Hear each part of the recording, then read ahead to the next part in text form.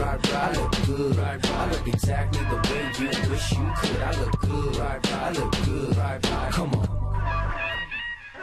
I'm in love with a girl that I call old school. Sipping on my brandy, I'm feeling brand new. Got the feather in my hat because I'm just that cool. You peeping at my alligators bent kinda slow. I look good. I look good. I look exactly the way you wish you could. I look good. I look good. I look good. Welcome to Dunedin, Florida, and spring training baseball. It's been a phenomenal spring for weather here on the Gulf Coast of Florida, but the Blue Jays have been even better. They've created an awful lot of stir around the baseball world, and it's been a phenomenal atmosphere all spring long here in Dunedin. Hello, everybody. I'm Buck Martinez along with Pat Tabler. And, Pat, the Blue Jays have had a great spring. They're 23-5 in spring training, best record in baseball. What do you take out of that phenomenal record? You know, Buck, managers say all the time that your spring record is not very important, but the Blue Jays think it is. Winning ball games, and if you want to win in the regular season, I think you set the tone in spring training, and they certainly have done that. Look at the record against the competition in the American League East. They lead it at 23-5. The Blue Jays have pitched well. They have caught the ball on defense. But the thing that has really stood out for me, Buck, is that attitude that they bring every day to try and win that day. They have really created a stir around baseball. General Manager Brian Cashman of the Yankees believes that Toronto is the next Tampa. Sports Illustrated says they could break out just like the Rays did in 2008. And MLB analyst Dan Plesac calls the Blue Jays the sleeper of 2012. Blue Jays manager John Farrell puts it all in perspective, and he believes this all began even before they started playing the games. I think there was a sense of optimism and energy before camp even opened. We had 40 players report to Dunedin a week before spring training started. So the fact is, you know, a lot of guys were acquired at the trading deadline last year. Some of the things that we talked about throughout the course of the winter with individual conversations, and that's continued to perpetuate itself as, you know, regardless or not, and really no matter what time of the year, the wins are wins. And I think there's a continued sense of belief and positivity in our clubhouse. A lot of great things have happened with this ball club. Brett Lawrie's having a phenomenal spring. He's got 20 hits in 36 at-bats, hitting over 500. He's got 5 stolen bases. He's playing great in the field. He's impressed everyone, including writers that cover this team. Jason Stark of ESPN writes a glowing article about Brett Lawrie, bound for greatness. Lawrie's truly impressed everyone but his catcher, J.P. Arancibia, who's standing by with Brett. Thanks, Buck. I'm here with third baseman from the Toronto Blue Jays. I had a few questions for you. I know it's been a rough camp for you. You haven't started off too well. You're slightly over 500, and you know, obviously the hits will start coming more towards the season time. But I want you to talk to us about your struggles in spring and then the success of the team. Well, for myself, I mean, I don't know. The bat, I don't know, hasn't come alive right now. I'm just trying to see pitches, and it's not seeing it that well. I mean, you know, it's only spring training, thank God. Trying to help my teammates as best I can. I haven't been doing a good job of that, so I'm going to try and pick that up as much as I can. You know, from a team standpoint, I think that we've done a lot in spring training. I mean, you know, we set a franchise record for the most wins, and, you know, I thought we've done a good job just playing the game well and, you know, just doing what we do and just worrying about ourselves. So, you know, hopefully I can contribute down the road a little bit to help out. Talk to me about the anxiousness about it's your first opening day. We're starting in the warm weather of Cleveland, Ohio. Really going to be warm out there. Tell me what you expect and what you're looking forward to on your first opening day. Just ready to get it going. It's going to be a lot of fun, a lot of excitement, and you know, and that's enough. Thank you, Buck, and we're going back to you. Thank you, JP. And one of the new faces in camp this spring is Sergio Santos. He had 92 strikeouts in 63 in the third last year for the Chicago White Sox. He's a power pitcher that's really added a lot of depth to a bullpen that he really thinks is impressive. Alex did a great job in bringing in Oliver and Francisco Cordero, obviously Frazier, Jansen, but all those guys have a lot of experience in that back end of a bullpen, and you know, we're all going to pull on each other and help each other out, and you know, if there's anything we can do to help each other out, we'll do it. But we all have confidence in each other. We all believe we can all get the job done, and it's a nice camaraderie we got going on. An awful lot of optimism. We'll see Adam Lynn back at first base today. Encarnacion's had a great spring. Everybody's upbeat. Pirates and Blue Jays next.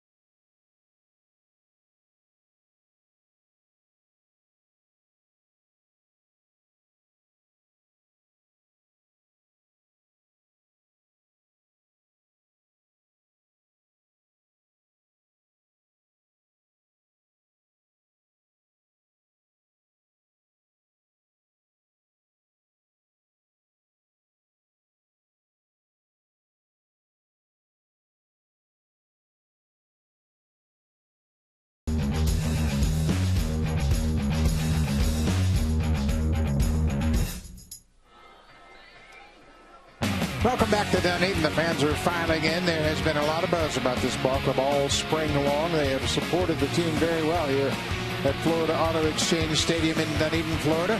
Brett Laurie and Jose Bautista, they always create a stir, and they are in the lineup today. Let's take a look at the Blue Jays lineup. 23-5 in the spring. Adam Lind is back in the lineup. He was scratched Tuesday night after taking BP in Tampa against the Yankees. He couldn't answer the bell, so he is back in the lineup. Pretty much an opening day lineup if you look at it. Eric Thames won the battle for the left field job. J.P. Arancibia, Colby Erasmus round out a very potent lineup.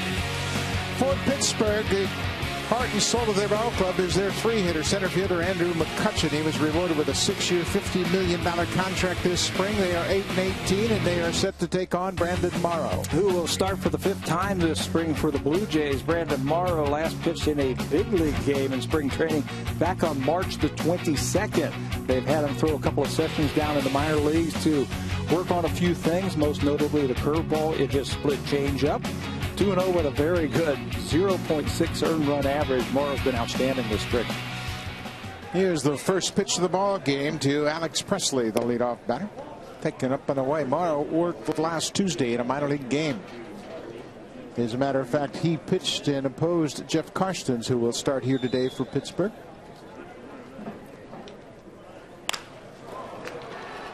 Ball and strike.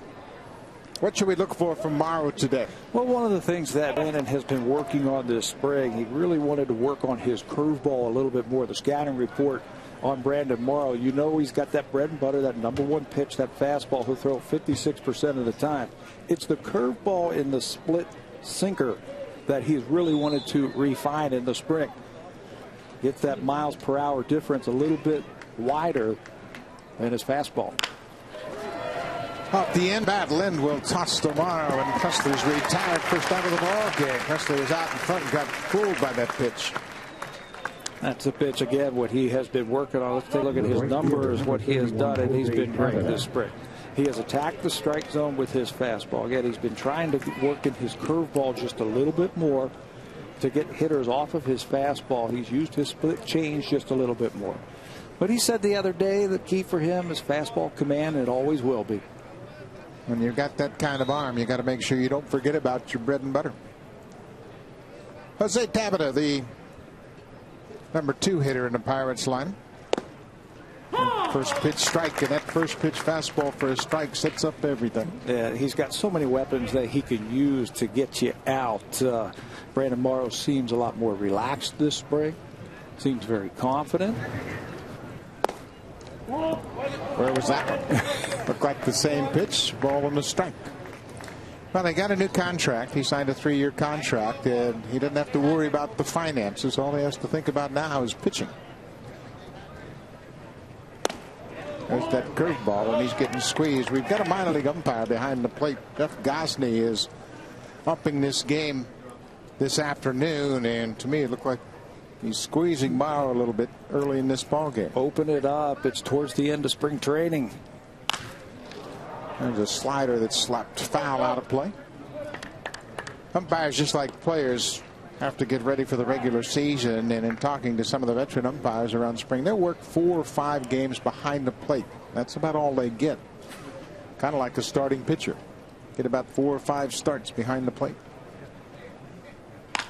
Breaking ball, a little flare down the right field line. That's trouble. Drops in front of Jose Bautista, and TABATA has a 1-out single. And this will be very interesting now with Brandon Morrow. It seemed like last year in a lot of his games he'd make good pitches, he wouldn't get the call, or this would happen to him. An inside out kind of a duck fart into right field for a base hit by the second hitter. Can Morrow come back now and make pitches to get out of the inning? Now, this is one thing that he really has to improve on, is trying to convert double plays. He had but one double play turn behind him last season. Andrew McCutchen takes a first pitch breaking ball for a strike. I think that's where that maturity will come in with Brandon Morrow right here. If he's got a problem like this, he's got a very good inner defense. Throw strikes, let your defense help you out. TABATA can run. He had 16 steals a year ago. McCutchen can't check, goes around. It's 0-2. Andrew McCutchen, we mentioned, he signed a 6-year contract in the spring, $51.5 million. The Pirates have control of him through 2018. That's something the Pirates have not been doing, is wrapping up their young players so they can keep that nucleus together. And the breaking ball fought off. Well, McCutchen is truly different. He's a 25-year-old all-star center fielder. Hits in the middle of their order, can do an awful lot of things for you. He runs well, great defender, hits for an average, and has got some pop. He could probably hit between 1 and 4 in anybody's lineup in baseball. If you need him to hit leadoff, he can do that. Very good on-base percentage. The appeal denied down at first. McCutchen was able to check on that slider. That's the veteran Marty Foster at first base. 1 ball, 2 strikes on Andrew McCutchen. Here comes that slider from Brandon Morrow. Awfully tough for a right-handed batter to hold up, as you can see from that side shot that McCutchen does.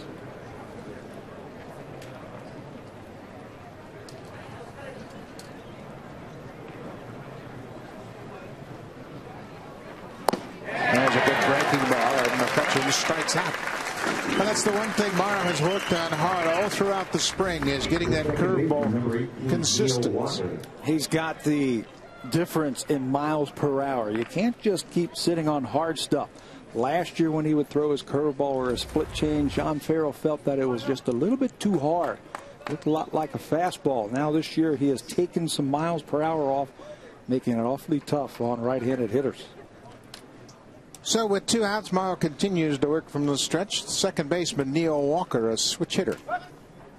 Morrow has worked hard also on unloading the ball in a timely fashion out of the stretch. Last year he was an easy mark for base runners. Just took too much time to unload, but he's improved his release time dramatically. I think that has something to do with the details that the Blue Jays have concentrated on all spring. Little details like cutting down your release time from the mound, taking extra bases on the bases when you see a ball in the dirt, going first to third consistently. Blue Jays have done that all spring long. 2 outs here in the first.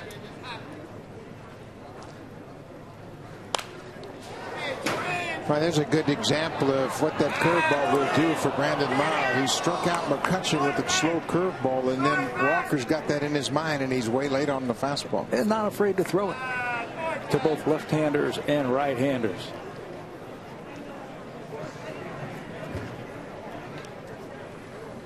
TABATA at first. He's singled to right field.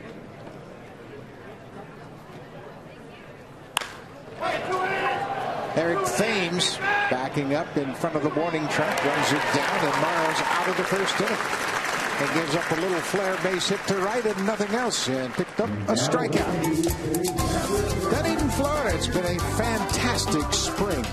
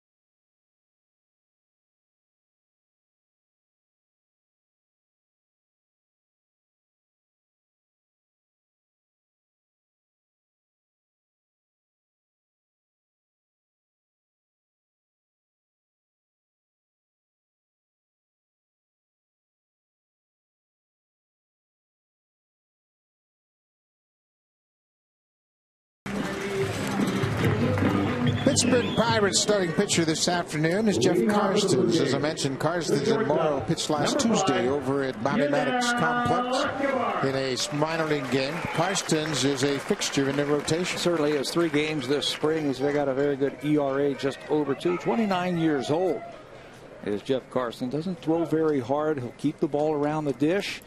You got to hit your way on against Jeff Karstens. Yunel Escobar leading things off. John Farrell has flip-flopped Yunel Escobar and Kelly Johnson over the last 2 weeks of his spring training camp, just to get an idea what he might have as far as some options. Kelly Johnson responded very well and really did a good job in the leadoff spot. But Farrell's belief is that Escobar is at his best hitting first.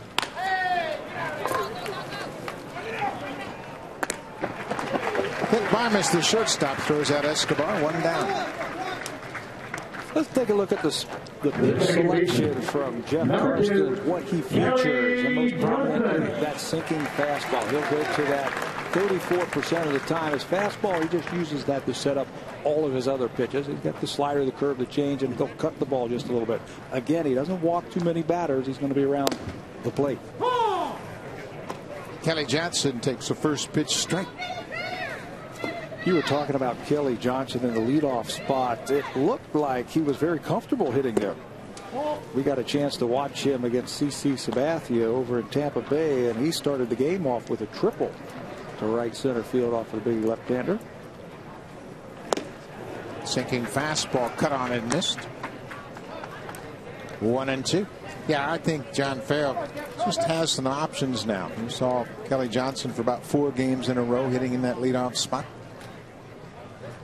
You take a look at his career on base percentage. It's excellent out of the leadoff spot. This spring, it's .357, and that's all he wants from those top 2 guys, John Farrell. He wants those guys to get on board for the big boys. And the big boy is on deck, Jose Bautista. There's no question. If you can get the top 2 hitters in this lineup on base ahead of Jose Bautista, he's going to have another 100 RBI season. Breaking ball. A little tapper to first. Garrett Jones will step on the bag. There are 2 outs. And here is the aforementioned Jose Bautista.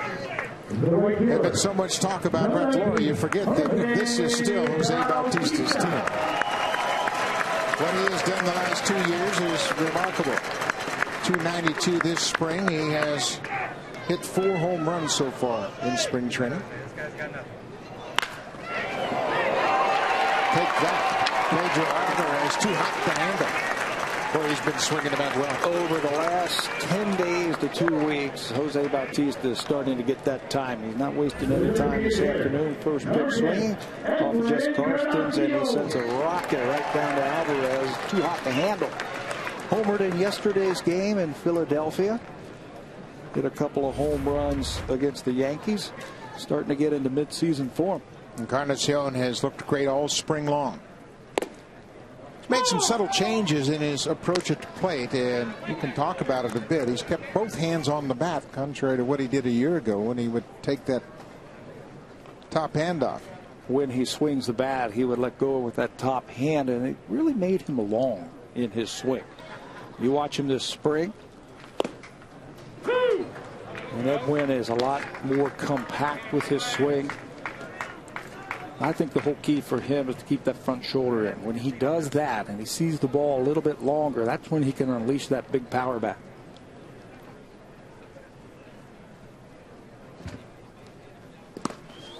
Good job by the catcher, Michael McHenry. He might have paid the price for it too. Well, he squared up on that baseball and might have hit him right in the protective cup. He smothers this thing. Pretty good technique, but you can see where he got hit. And he's going to take a few minutes to regroup. Looked like that one skid off the plate a little bit, came up on him. McHenry was not officially in the lineup at the beginning of the game. Rob Barajas was penciled in. It was a late scratch about 45 minutes before the game. Pirates have brought a lot of catchers, a lot of players with them for this game here in Dunedin. Well, this is their last game in Florida. They will leave from Dunedin and fly straight to Philadelphia. They'll play the Phillies in a couple of exhibition games in Citizens Bank Park, and then they will go to Pittsburgh and open up against the Phillies at home. So they are wrapping up their Grapefruit League schedule. I ran out of space on my scorecard. As many players that they brought over. It looks like they brought about 15 or 16 pitchers. Yeah, they brought a lot of minor league pitchers that won't travel with the team to Philadelphia. But everybody is anxious to get going, and Michael McHenry says he's okay. Started out in the Rockies organization. Last year he went from Colorado to the Boston organization, and Pittsburgh picked him up. Bautista had to scramble back ahead of that Karstens throw. Jeff Karstens not known to have a great move. That time it just seemed like he caught Jose napping just a little bit. 1-2 to Encarnacion. Another quick throw. This time he's safe. Marty Foster, it looked like he was going to call him out, but then he saw the hand underneath the tag. One step by Jose, and the ball was dropped by Garrett Jones, the first baseman. But you're right, it looked like he was ready to bang him.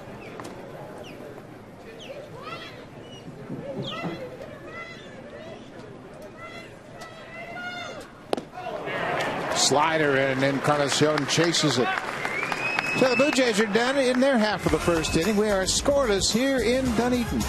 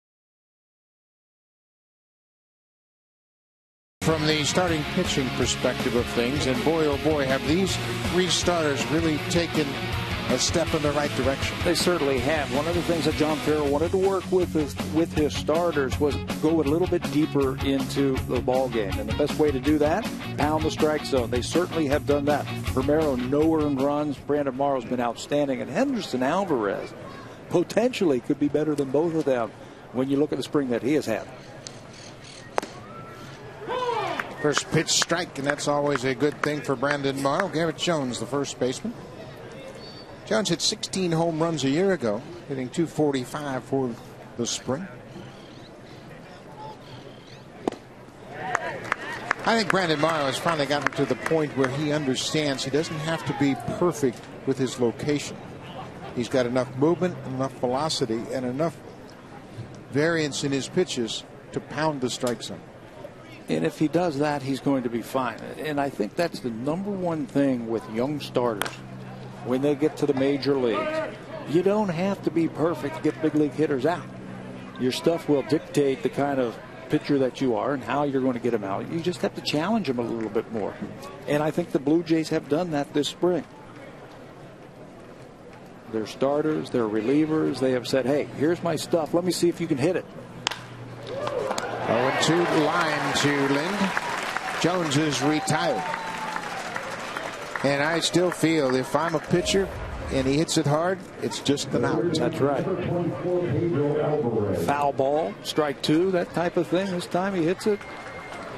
Certainly makes up for the blooper that he gave up in the first inning.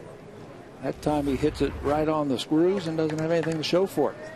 Third baseman Pedro Alvarez. Alvarez, as we mentioned, a former first-round pick of the Pirates. Second overall pick in 2008.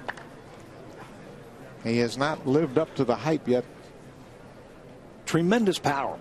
You make a mistake and he can lose it, but he just hasn't learned how to hit yet. Use the whole field. Grind out at bats, two-strike approaches, things like that. It seems like his swing is the same swing on every pitch. You make a mistake, you can hit it a long way.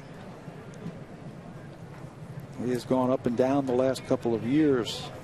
Last year they thought he was going to be the breakout player for the Pirates. Big swing and a miss on an 0-2 fastball. Morrow threw it right by him. Hit 191 for the Pirates a year ago with 4 homers and 19 RBIs. Spent most of the season in AAA. Came out of that draft with the reputation of a big home run hitter. Boy, there's a good pitch, an off-speed pitch and a fastball count. That's what Morrow has gained the confidence that he can do that any time now. And did you see the swing also? 2-1. The guy's sitting on a fastball, obviously. Morrow crosses him up, takes a little something off, and he missed it by about a foot. Came right back with the same pitch and strikes out Pedro Alvarez. 2 strikeouts so far for Morrow. Well, when he is on, you're going to get a lot of this, a lot of swing and misses. Brandon Morrow last year, the strikeouts per 9 leader in the American League, ahead of Pineda, Verlander, David Price. Some big-time pitchers right there to Brandon Morrow with the most strikeouts per 9 innings. Shortstop Barmes goes after the first pitch, and this is another thing that happens when a pitcher throws a lot of strikes. Hitters think swing. They pick up on it. They'll be on the bench. They'll be watching. They'll be on the on-deck circle. They'll be watching and say, hey, he's got good stuff today. He's around the plate. Let's go up there hacking. Curveball, 0-2. Felt like last year in some of the starts, Brandon Morrow did not go out there with all of his weapons. He'd have a good fastball, but then he wouldn't have his good slider. He'd have his good breaking ball, and then he wouldn't have his good fastball command. This spring, though, it's been a different story. Popped up. Lind in fair territory. Makes the catch in a quick 1-2-3 inning in the second for Brandon Morrow. Blue Jays will bat bottom of the second. It'll be Adam Lind back in the lineup. Brett Flory, a phenomenal spring, and Eric Thames, the starting left fielder.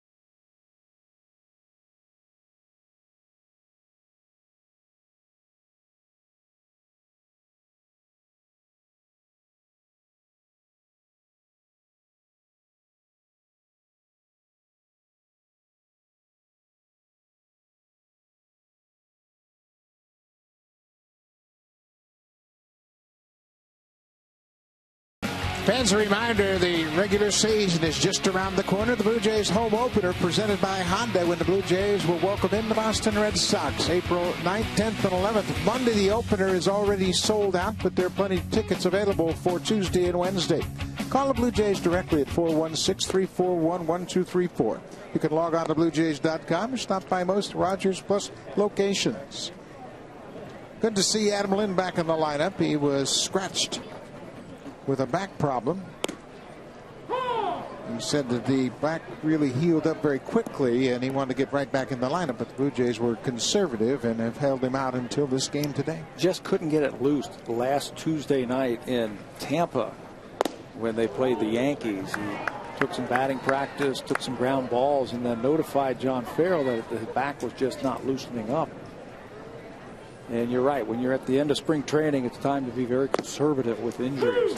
You and I were standing around the batting cage, and the last thing a manager wants to see is the trainer coming out of the dugout to tap on the shoulder. And George Poulos, the head trainer, called John aside, and that's when they decided to scratch Lynn. High fly ball, deep center field. McCutchen slowing down in front of the wall, makes the catch.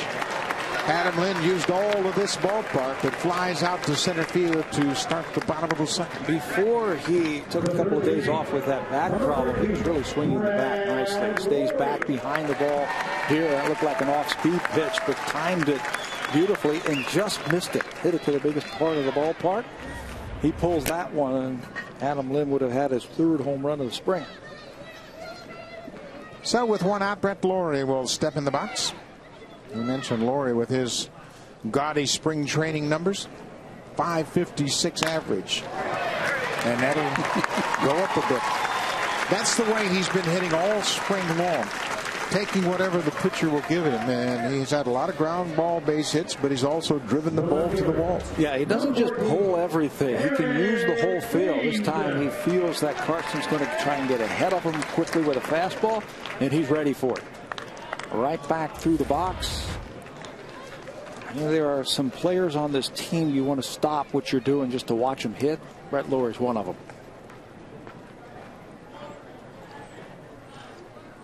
Off Karsten's glove, and Lawrie is tagged at second base. He is out, and Thames is doubled up, and that's going to end the inning. Jeff Karsten's got hit very hard on his left hand. That ball was ripped right to his glove side, and he has yet to put his glove back on. Blue Jays are gone quietly, but they hit the ball hard here in the second. Still scoreless.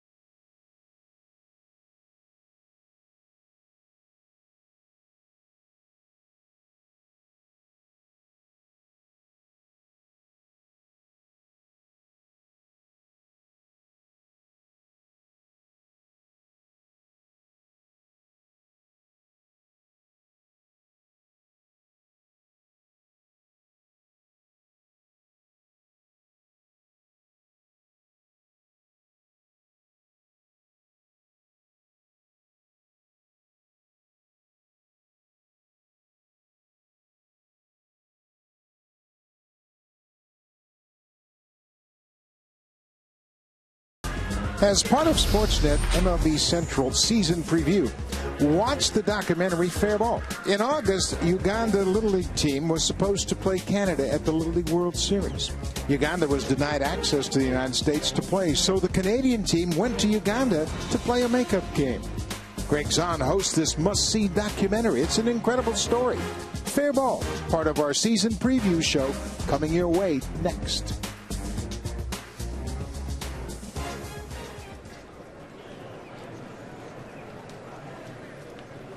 Brandon Morrow set to work the third inning. It'll be 8-9-1 for the Pirates. The catcher, Michael McHenry. McHenry's appeared in 64 games in his big league career. Spent some time with the Colorado Rockies and Pittsburgh last year. His time with the Rockies came in 2009. Penciled in to be the backup catcher behind Rod Barajas, former Blue Jay, who was signed in the offseason.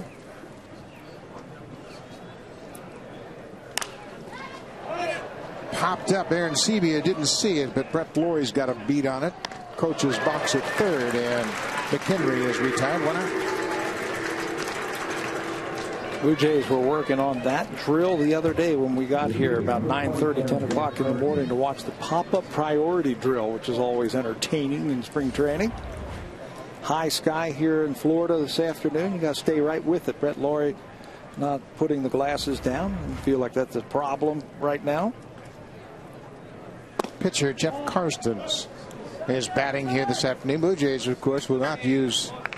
They will use the DH. The Pirates choose not to use the DH and get their pitcher ready for the regular season. Talking about that pop-up priority, it's an interesting thing that the Blue Jays did this spring. They have a list of things that they want to accomplish. And to a man, when you talk to the coaches, they accomplished everything, all the work that they wanted to put in. What were some of those extra things besides the pop-up priorities? That cutoffs and relays, we had a chance to watch that the other day. There's different ways that they're going to work the cutoffs and relays, especially when they overshift, when they play defensively against people like David Ortiz and Jim Thome and Carlos Pena if they hit extra base hits. It's been well documented what they have done on the base paths in spring training. All the details that they wanted to talk about, going first to third reads on balls in the dirt. Each one of the coaches will put a list together of things that they want to work on. And when they get together in the wintertime, they write them all down and try to incorporate them for the 6 weeks that they're here in spring training. It's a very good coaching staff. They work well together, and they don't necessarily always agree on everything, but they'll talk things out. They'll iron things out, and they have really created a great atmosphere here. And it's rare that you can see a big league club right at the end of spring training working so hard on the finer points. Strike 3 call. Morrow has another strikeout. He gets the pitcher. That's 3 on the afternoon for the Blue Jays right-hander. First one looking, and he surprises his counterpart right on the outside corner. There's that fastball command that Brandon Morrow has been talking about. There's only a handful of pitchers in baseball that have that kind of fastball, and you better learn how to command it. And Morrow's done a good job of that. Back to the top of the order.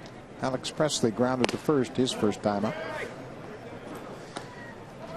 The rest of the afternoon, you will also see Darren Oliver, Casey Jansen, and Francisco Cordero work in this ball game.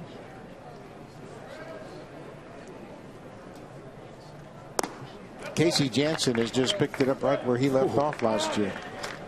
He is really throwing the ball well. A couple of veterans brought in to shore up the back end of the bullpen. Darren Oliver, the left-hander. Francisco Cordero, he of 327 career saves, to provide some experience down in that bullpen. Lifted into the air. Colby Erasmus backing up a few steps, turns and makes the catch. Another easy inning for Brandon Morrow. He's retired 8 in a row.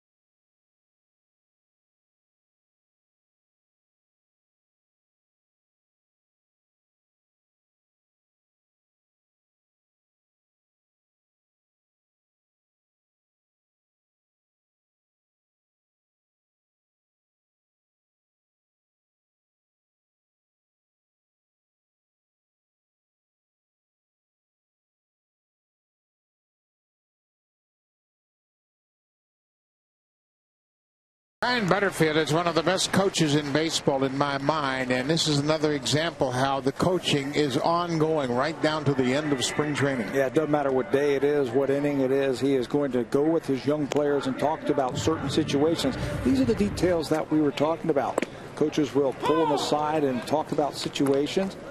He was telling a neat story the other day, Brian Butterfield, about Brett Laurie, that when they have their meetings and they talk about cutoffs, relays, situation baseball, he's right there.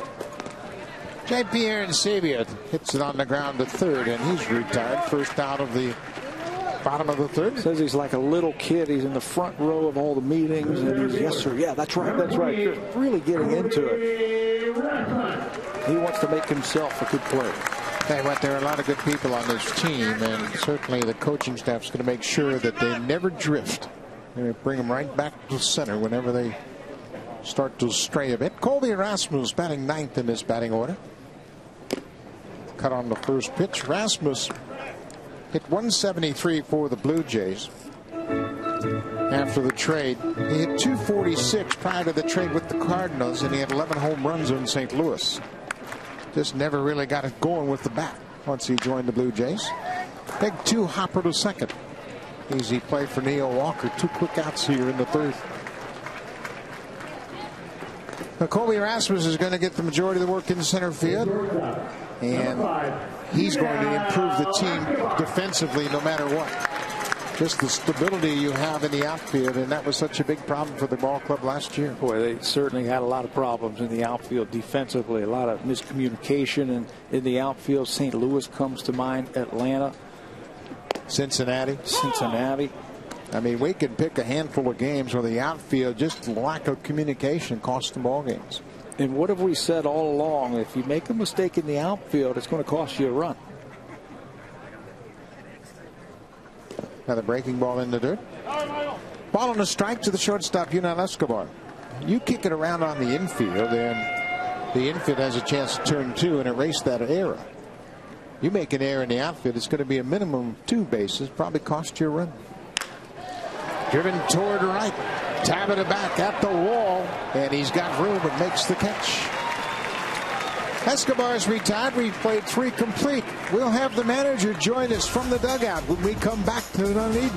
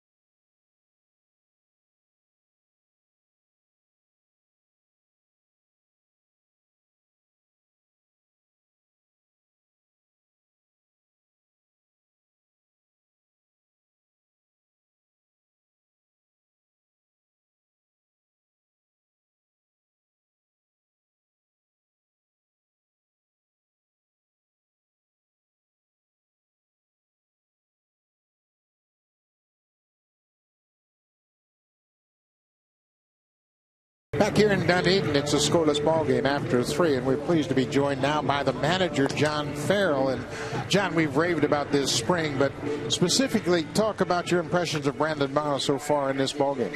You know, Buck, right from the first start of spring training, he's gone out and paid extra emphasis on his curveball and his changeup. He's gotten a very good feel for his secondary pitches throughout camp. The last time out 5 days ago, he pitched down in the minor league game, which I thought he had the best fastball in terms of power and overall command. And today we're seeing all things being put together. What type of miles per hour difference do you want to see from his off-speed stuff to his good fastball?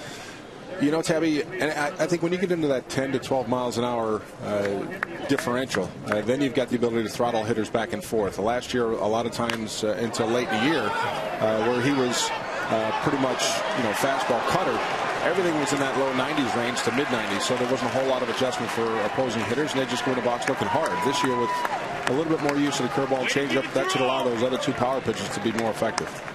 One thing we have seen also that he has improved upon, his ability to unload quickly. We saw it in the first inning with TABATA at first. He had some very good release times from that set position. Well, something that we've tried to impress upon all of our pitchers, in particular our starters, who are going to see a greater number of innings in a given night. But last year, on average, Brandon was 1.4 to 1.45 seconds, and he's done a very good job of getting down to 1.1, which is exceptional, and yet he's still commanding the baseball. That's the biggest thing. We're prioritizing location to each pitch over just getting rid of the ball. But he's been able to do both.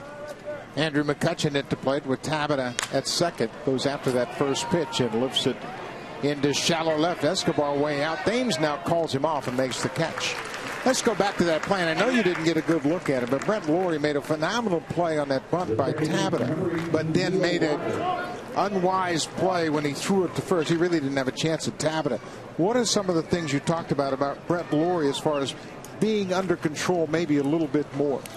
Well, the one thing that we have is a high energy, high revved up player on the field, and we're never going to kind of take that out of his game. But I think there's been times where he's made very good decisions. You could point to that one maybe not being the most prudent because of throwing the ball away, but his range is so good. He's able to get to so many different types of ground balls that he has the uncanny ability to make the above average play and complete plays. But, the off balance throw that we just saw right there just did get away from Lind. And we want to try to expand the range as much as possible with every infielder, but we're talking about someone who's an exceptional athlete. A position that he really hasn't played a whole lot of in his career. No, and I think as he gets more reps over there and years under his belt at third base, he's going to know the speed of the runner and when to take chances, when not to. And I think you'll see some of those aggressive mistakes come back into its normal range.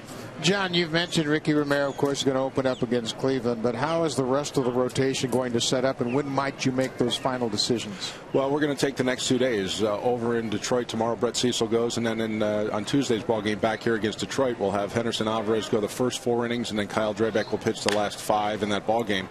Right now, Brandon Morrow will start game 2 in Cleveland behind Ricky Romero, but we're going to reserve our final discussions and ultimate decisions until we get through Tuesday.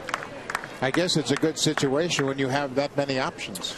Well, it is, and I think the fact that we're really adding 2 power arms into this rotation, with Henderson Alvarez going to start the year with us, and then Kyle Drabek, who, I think he's one of the bright spots of spring training. He's clearly on the right path. He's using his 2-seam fastball with much more frequency.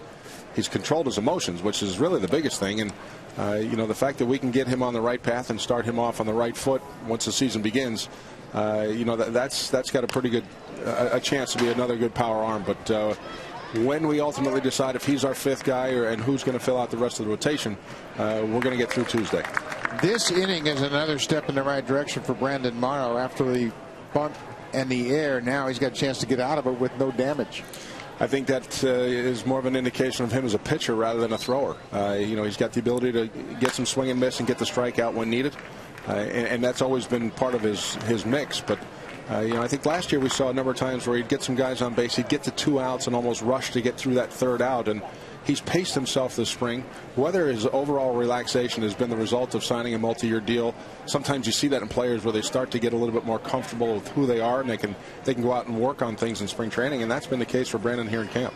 Just seems so more relaxed and open, and I think he understands himself a little bit more this year. Well, I would totally agree with you there, Tabby, because we're looking at someone who's got 4 years of Major League service, but we look at it as he's a 2-year starter. 2 years ago he couldn't get through the 1 inning or the 1 year fully from a physical standpoint. Last year he understood what he's about as a pitcher, and I think we're seeing him put it all together and has a chance for a breakout year this year. Great example of it right there. John Farrell, thanks for your time. All right, guys, talk to you soon. Brandon Morrow with 4 strikeouts, still scoreless in Dunedin.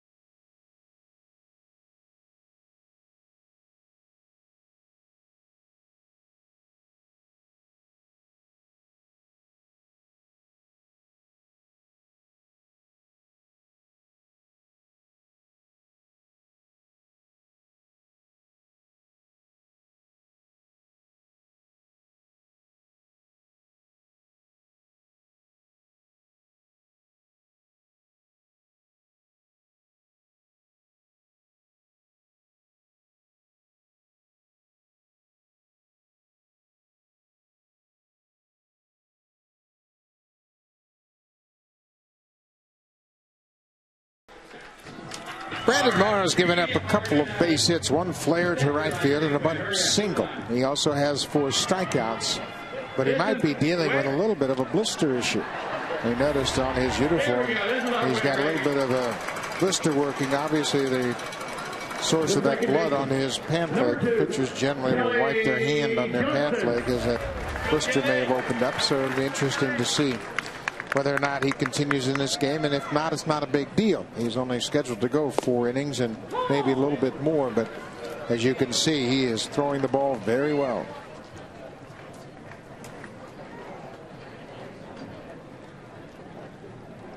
Kelly Johnson grounded to first and drives this one to right. Good, well fouled. Got it, baby. You got it. On top of the administrative offices, that's the clubhouse for the Blue Jays. Offices on the 2nd floor, clubhouse, and the weight room, everything on the 1st floor down there in the right field corner. That's a fair ball, just inside the bag at third. Johnson headed for second. The ball is rattling around in the left field corner. Presley digs it out, and Johnson starts things here in the 4th with a leadoff double. There's a sign of a good hitter right there. One pitch he sends down the right field line. He pulls it. The next one he tries to go away. He stays right on top of it. Inside out swing by Kelly Johnson sends it down the left field line. 4 extra bases and a good start. His 4th double of the spring. So that sets things up for Jose Bautista. Bautista hit a bullet right at the feet of the 3rd baseman Pedro Alvarez for a base hit, his first time up.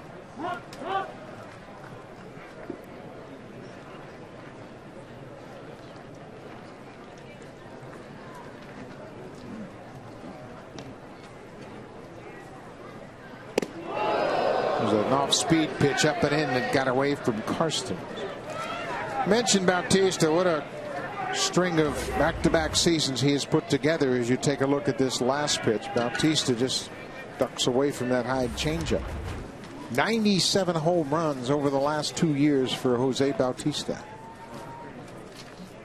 Breaking ball misses down and away. That's 18 more home runs than anybody else in baseball. Number 2, Albert Pujols over that 2-year span. His 8th season, he's compiled 156 homers, but the bulk of those home runs have been the last 2 seasons. You know, it was almost like last year when it started, as he sends this ball down the right field line and it falls foul. Come on. Pitchers were saying, okay, Jose, I don't think you can do what you did in 2010, and they challenged him. Here we go again. And he silenced those critics very early in 2011, and then about the second half of the year, that's when they really started paying him a lot of respect, and he never saw anything to hit with runners on base last year. Now, that's why, in my estimation, the cleanup spot in this lineup is the most important spot for the Blue Jays. They need to have somebody step up and provide some legitimate protection. Not that pitchers are going to really change how they pitch to Bautista, but that guy in that cleanup spot has to drive in some runs.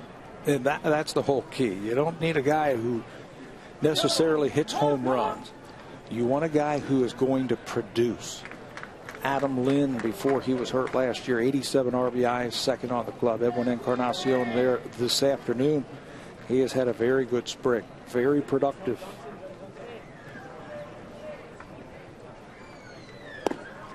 Breaking ball, it's 3-1. And again, in a situation like this, Bautista has shown remarkable patience for not chasing those borderline pitches with an opportunity to drive in a run. He's such a smart hitter. He knows what pitchers are trying to do to him. And he will sense that pitchers are pitching around him, and he will not chase.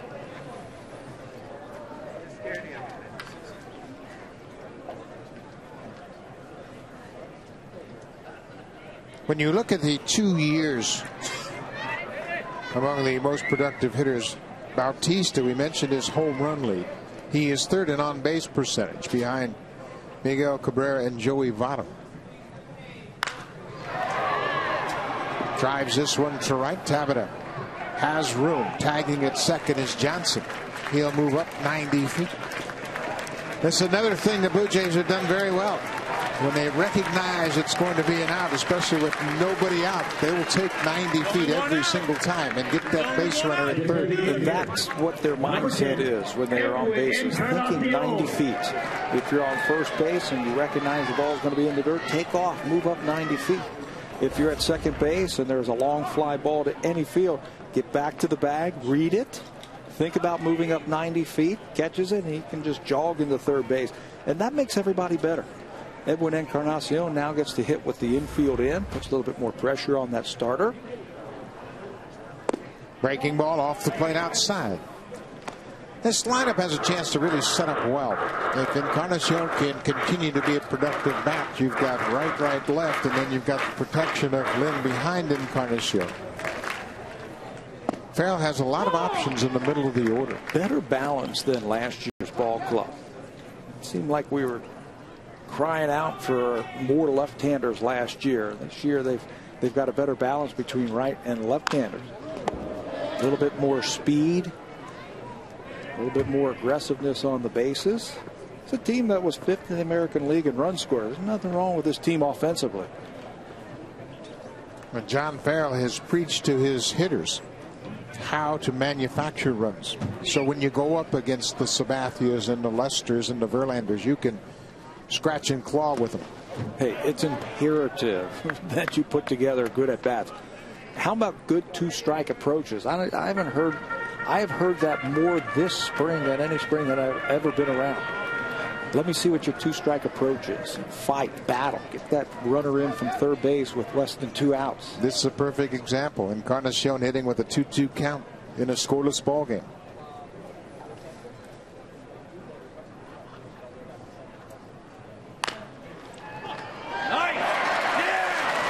Kelly Johnson will come in to score the first run of the ball game. Encarnacion had a good at bat, put the ball in play, bounced it over the drawn-in infield. The Jays are up 1-0. Struck out his first time up on a breaking ball out of the strike zone. He filed that one away, and then when the situation came back, he was ready for it. This is one time where playing the infield in backfires on you as that ball bounces off the hard clay in front of the plate. And the shortstop Barmas really has no chance as it moves out into the outfield easily.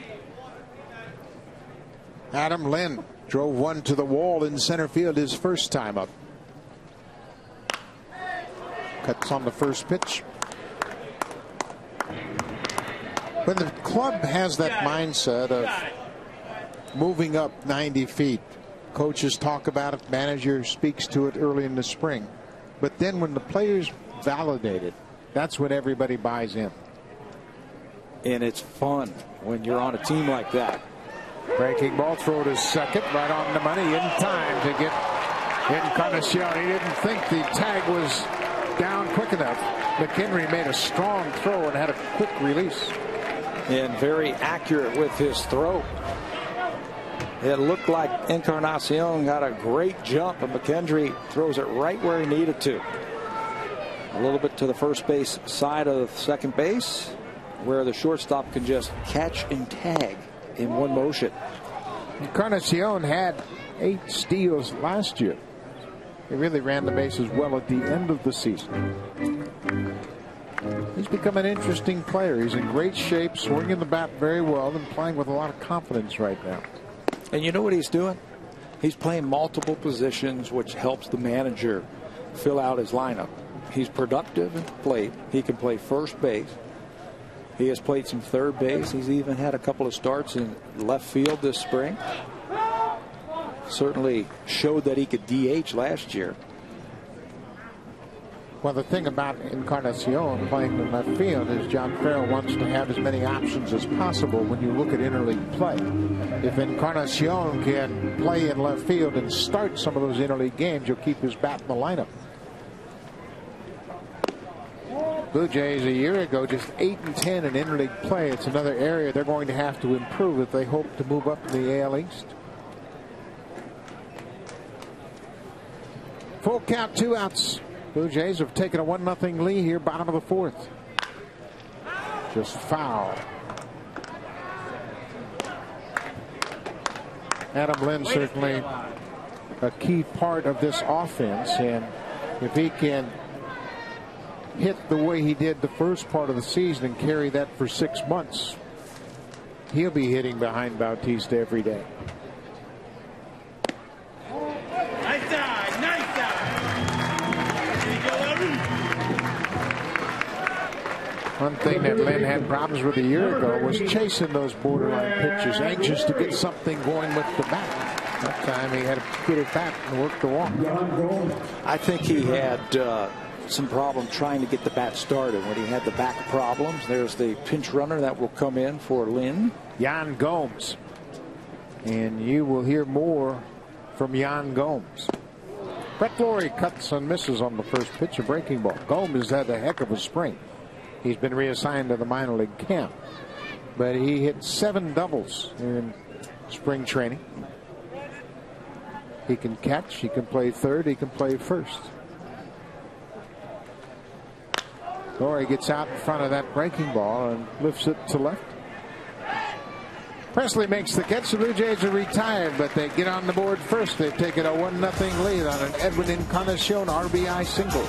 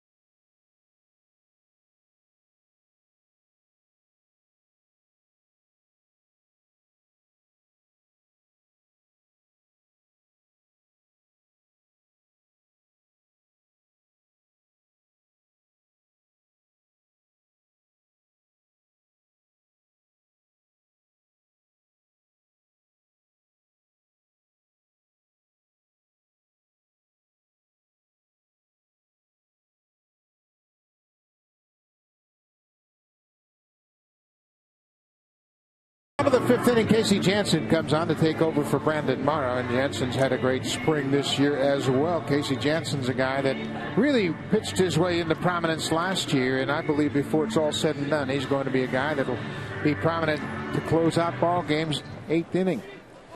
We are pleased to be joined now at this time by Brandon Morrow, the starting pitcher. Brandon, congratulations on another good outing. And did you accomplish this spring what you set out to do? Yeah, definitely.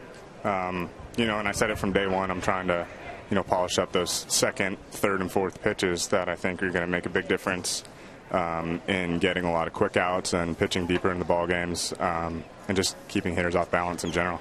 Did you learn something over the winter time, or is it just a case that you've been in the big leagues now 4 years and you understand what you're all about? Yeah, I think I started to understand kind of my downfalls towards the end of the season, and just that, you know, it really didn't matter how nasty my stuff was that day. If all the guys are sitting hard between, you know, 88 and 94 miles an hour usually, then it's a lot easier to do that if you got to look between 78 and 94 miles an hour. So I think that changeup that I was throwing today and the curveball, I think is going to make a big difference. Let's go back to that at bat you had against Pedro Alvarez. You fell behind him 2-0, got a good fastball by him, and then I believe you threw him a couple of changeups. Is that how much that pitch is advanced, that you're confident you can use it any time? Yeah, absolutely. I mean, I was even thinking about going changeup 2-0 right there, but you know, it's made a big difference this spring, being able to throw that behind in the count. I got a couple rollover ground balls, just getting guys out in front, and then being able to throw my fastball and slider off that, I think is going to be huge.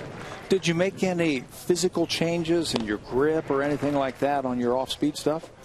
No, not really. I'm throwing my curveball the same. The changeup's kind of a split changeup, kind of combination. Not a true split finger, but it's just kind of how it's evolved over the last couple of years. We mentioned some blood on your uniform when you came out of the ball game. What's the source of that, and is it a concern?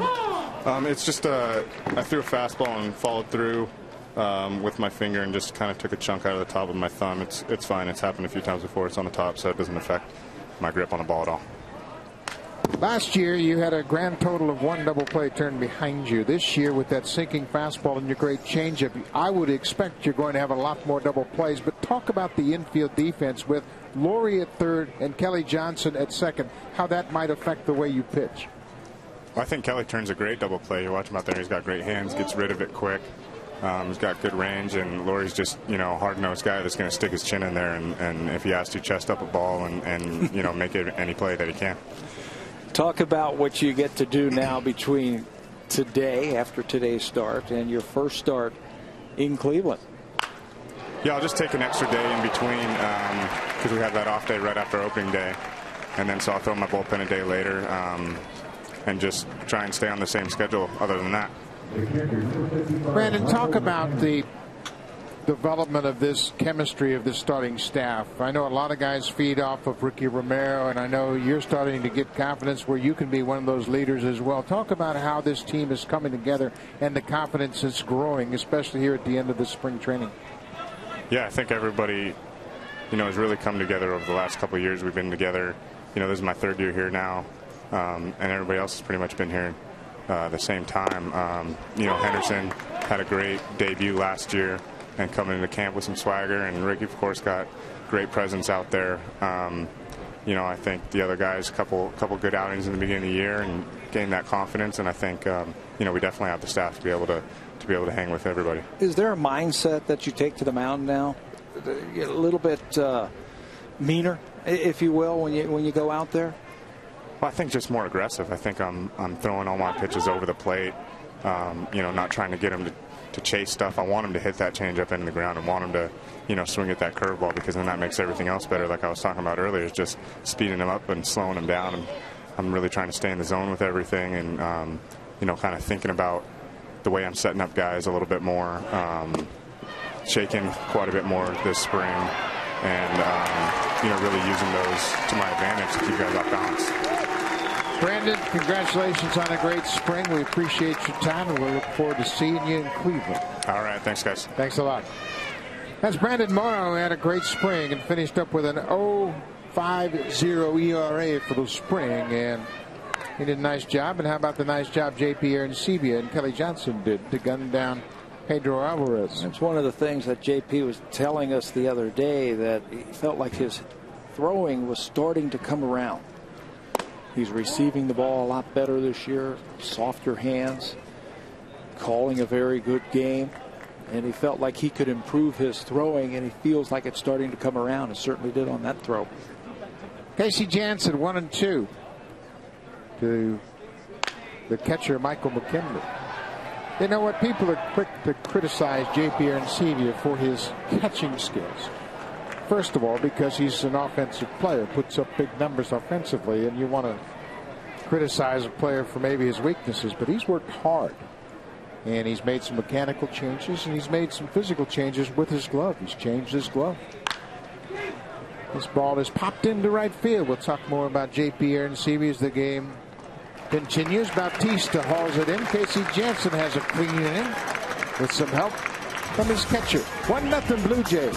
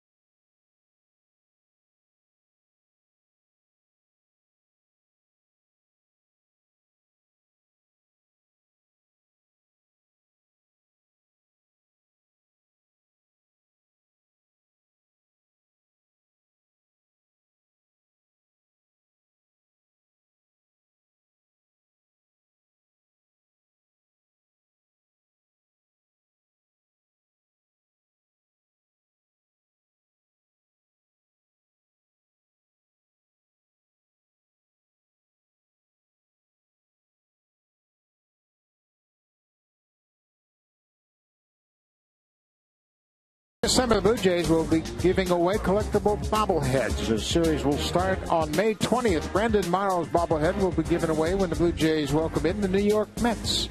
Yunnan Escobar's bobblehead will be given away June 3rd when the Red Sox are in town.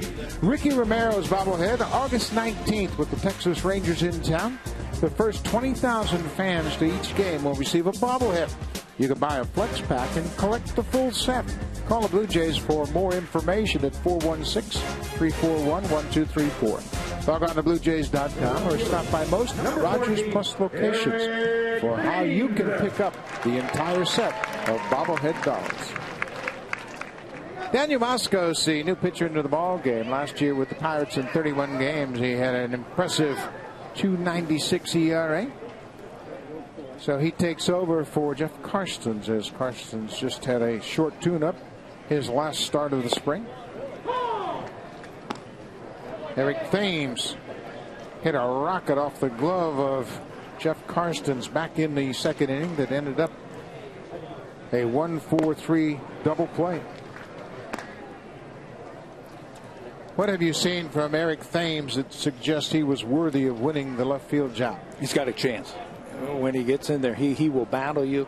He has an idea. He understands hitting, what he needs to do. And he'll get his hits off the left-handed pitching also. I think Eric Thames is a little bit more polished as a hitter.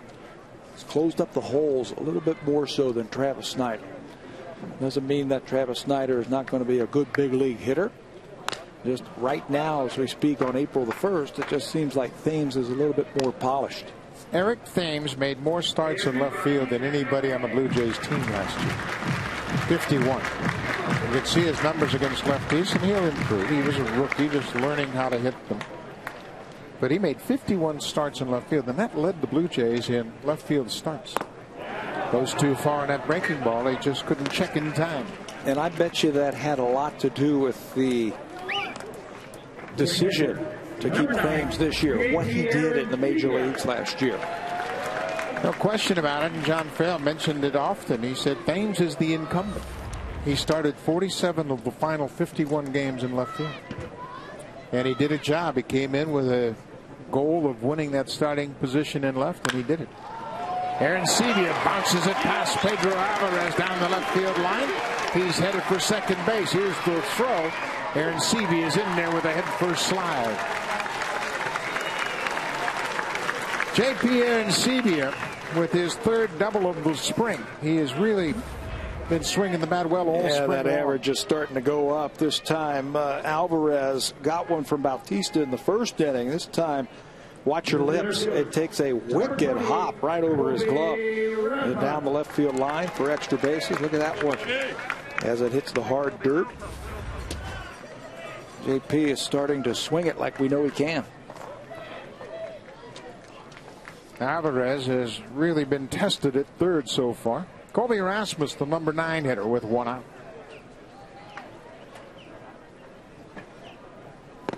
Cuts on the first pitch.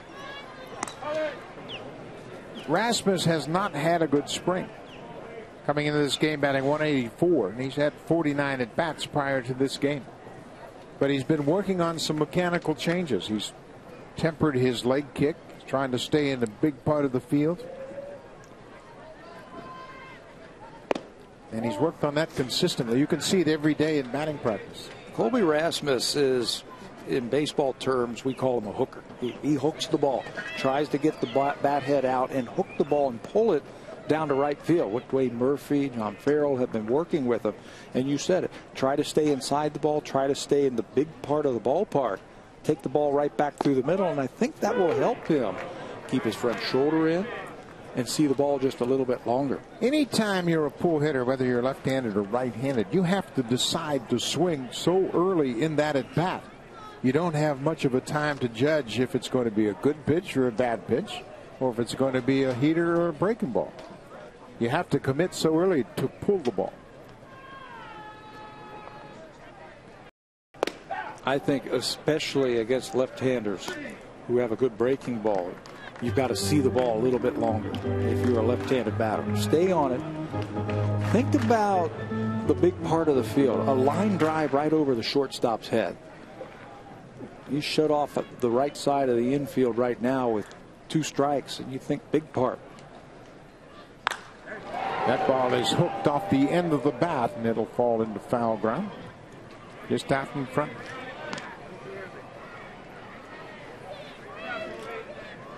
Rasmus had a visit from Dwayne Murphy in the offseason. Murphy went down to Alabama and met with Rasmus. They hit in the cage for a couple of days, and Murphy just wanted to see what it was like, how he worked out, what he could do, and to try to calm down that high, exaggerated leg kick.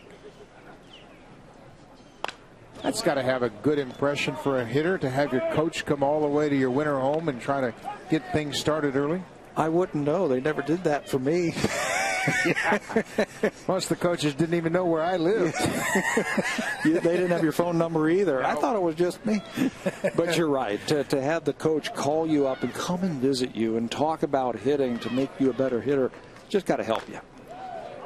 He's putting up quite a fight here against Daniel Moskos. When you have a big leg kick, there's a lot of moving parts, something extra. What you ideally would like to do is just keep that on the ground and just pick it up slightly. Maybe pick your heel up.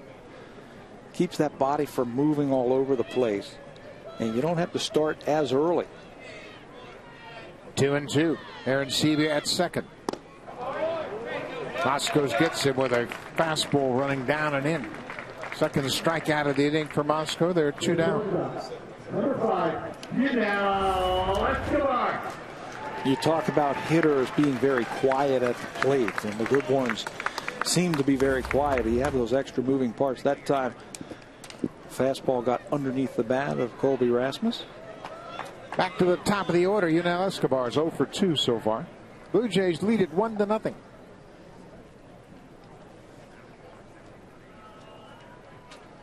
Way outside. Daniel Moskos, a former first-round pick of the Pittsburgh Pirates back in 2007. He was the 4th overall pick.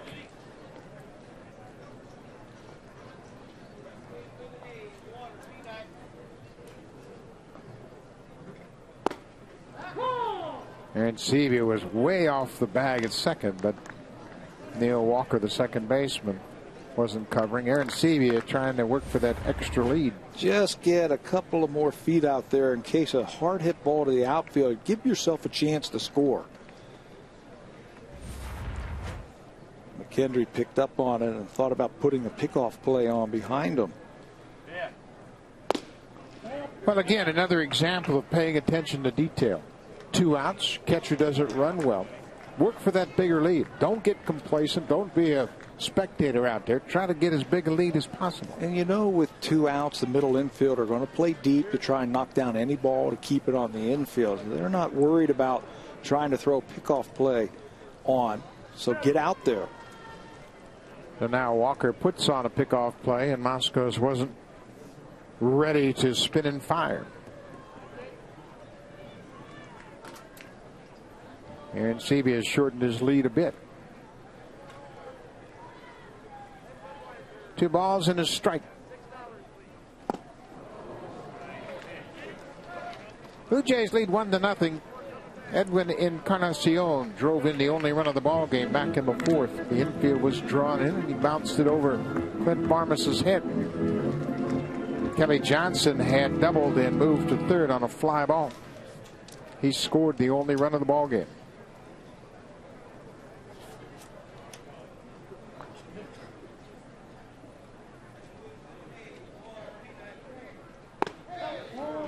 Moskos thought he had struck out Escobar through a breaking ball that just missed the inside corner. The home plate umpire is Jeff Gosney.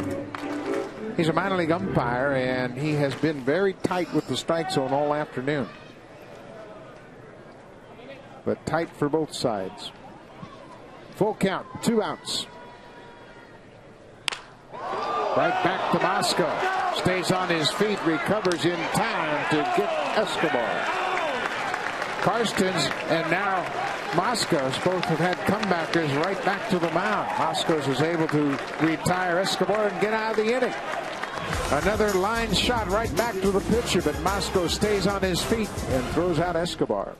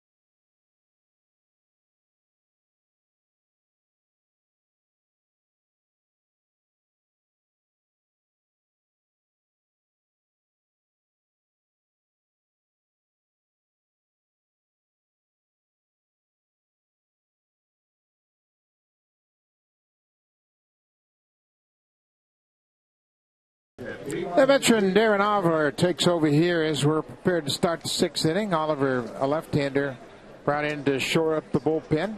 Oliver has the unique distinction of pitching in the postseason, the last 6 postseasons. He really brings a lot of experience and some expertise to the back end of the bullpen. He takes over for Casey Jansen. The pinch batter here is Jeremy Farrell. That is John Farrell's son. We saw him last year in spring training, and now he gets another at bat against his dad's team. And we are pleased to be joined now by J.P. Aaron-Seavey, the catcher this afternoon. And J.P., thanks for the time and congratulations on a great spring. But more importantly, nice throw to second there, big boy. Thanks. When I was releasing the ball, I got whacked in the back with the backswing, so I kind of let it go kind of weird, but it got there. It got there. You got the job done. Talk a little bit first about Brandon Morrow. He was really sharp today. What changes and improvements have you seen from Morrow? Just the addition of off-speed pitches into his repertoire. He was a big fastball slider guy, power pitcher, and he's developed a good curveball, real good changeup. He punched out a couple guys on changeups, got some ground balls, and I think the addition of those pitches with such a differential in his speed to his fastball to the off-speed is going to really help him. JP, you've now played in the big leagues 1 full season. Tell me how it's different this year as opposed to last year at this time. It's just the level of comfort. I go out there now and I'm working with these pitchers, and it's not that it's easy, but it's there's a sense of I know where to go next, or I know how to set up guys. I can think 3 or 4 pitches ahead, just because I know I have the ability to set up guys. Obviously playing against the Yankees and those guys, being back there in real game situations the full year last year gives me another sense of comfort to go back there and call a game. Where did you learn that? How did you learn that? Did it take 162 games last year to learn that? I would say just the experience going back there, every day and playing against these guys. You could sit there and watch the film and stuff like that, but until you are in the box with these guys, it's a different ball game. So I think obviously that full year of knowing what to expect, learning our guys, them trusting me, and then them getting better too makes my job a lot easier. Who impressed you the most this spring? I think a healthy McGowan is pretty impressive. He's got arguably top of the rotation kind of stuff. I think really, all the guys have really done a great job, actually. I think I don't know, but I know we've thrown up a lot of zeros. I don't know where we're at in spring with pitching, but I know that our starters have gone out there and just put up zeros after zeros from top to bottom. So I would say, collectively, the whole group of pitching, I think Kyle has shown a new maturity on the mound so far this spring, which is going to make him a better pitcher. Andrew McCutchen takes the first pitch strike. Talk about the bullpen guys. Darren Oliver's working here. Sergio Santos we mentioned earlier. What have you seen from the new guys down there? Obviously with Oliver, there's a lot of experience.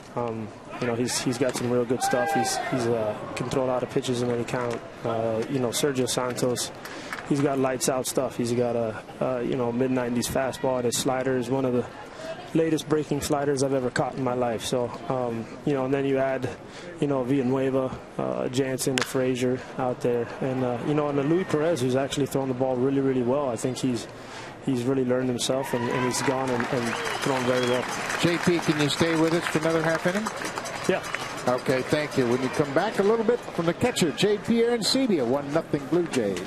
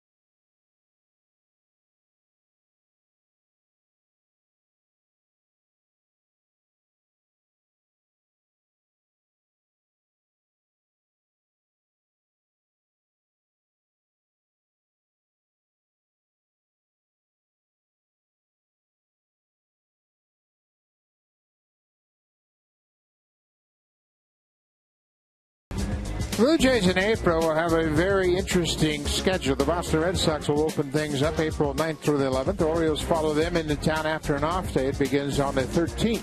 Tampa Bay also in for a 3-game series, and then the month will wrap up with the Seattle Mariners, April 27th, 28th, and 29th. Call the Blue Jays for ticket at 416-341-1234. Log on to BlueJays.com or stop by most Rogers Plus locations for tickets. We are joined by JP Arancibia, who was kind enough to stay an extra half inning with us. And JP, after watching our open with your interview of Brent Laurie, keep your day job, big boy. Hey, I thought it was pretty funny. JP, that was really good. Hey, Laurie, you haven't been hitting very well. What's wrong? It was really, really good. You guys did a great job with that. You both did a nice job. Talk about what you have noticed in the difference in Brent Laurie this year compared to last year when he was first into the organization. Just I would say the comfort of coming in knowing he has a job from the beginning. Working with the same guys for quite some time, and he's one of those guys that you really don't have to mess with much. He's he's going to go out there. He knows himself pretty well, and obviously you guys have seen what kind of athlete he is. So he's a pretty good one. You're both young players. You hang around off the field a lot, and I'm sure you talk about the game. What kind of things? Tell the fans what you talk about away from the field pertaining to baseball. Obviously we try to keep it at a minimal off the field, just because it's, you can't beat yourself up. It's a tough game already, and when we're off the field, we kind of got to get away mentally. But we'll talk about things and different pitchers and what to expect, and this play or that play, and we'll go over kind of the game a little bit. But once you guys know, once you get away from the field, you try to keep it to a minimum, just because if not, we'd kind of go nuts. Yeah, you talk too much baseball. JP, Brett Lawrie is very emotional, very excitable, has a tremendous amount of intensity. From afar, if you were to see that, you might take it in the wrong fashion. Talk about how quickly and how well received he has been into this ball club and how much of a part of this team he is. You know, from day one, guys have loved him, and you know, there's obviously things that we've had to kind of get on him about, and you know, kind of make sure he changed. But everyone comes in with, you know, a different attitude, and when I first got here, you know, I had to learn there's different things you got to go the way you got to go by your business. But you know, they've loved him. Everyone's known that it's a sincere. His intensity is a sincere, just a love to compete, and you know, that's why everyone respects him, is because he's not doing it just for show. It's not a show thing. It's to go out there and help this ball club win every day. The core of the young players, you, Eric Thames, Brett Lawrie, do you feel like you're successful major leaguers? Yeah, I would say so. I mean, I can't speak for everybody else, but you know, for speaking for myself, and I would, you know, try to speak for the other guys. But I would say that there's no doubt in our abilities. I think even though we're young guys, we all know we belong. And I think that if you don't believe, you know, then that's when you get beat, and that's when you get dominated by the opposing team. I feel like mentally, if you believe that you're ready and you believe that you should be a player and you belong in that league, I think that's when your abilities take over. And that's my point. You guys have done it now at the big league level. You can do it, and that's going to translate, I think, into winning ball games. I agree, and I think, you know, just those 2 months of experience that Lawrie got, and then you know, Eric Thames got quite a few games under his belt. I think obviously that just makes you better. You know, the more and more you play, the more you learn things. And in this game, you never think that you got it made or you understand it all. You got to know that it's constant adjustments your entire career. JP, congratulations on having a great spring and doing a lot of good things behind the plate. And thanks for your time, and we'll see you in Cleveland. All right, thanks for having me. Did you bake that cake yesterday or go buy it? No, I went to Publix. I called Publix and asked them if they had a baseball cake. I figured that we could kind of have a kiddie cake at a big guy's event. So it was pretty funny. He wasn't too happy with me.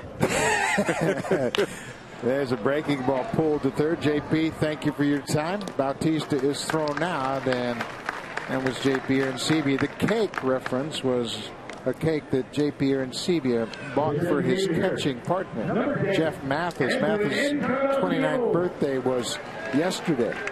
The Blue Jays had a team dinner, and during that dinner, JP Arencibia presented Mathis with a birthday cake. It was pretty cool. 2 down in a 1-0 ball game. Tim Alderson is the pitcher, and he throws another strike to Edwin Encarnacion. Alderson is the third Pirates pitcher today. Encarnacion has driven in the only run of the ball game.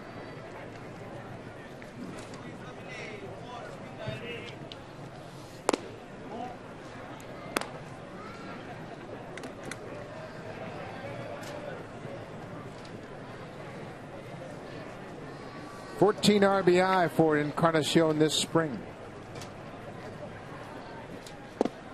Checks his swing and goes too far. How about JP Arencibia? Is he a leader or what?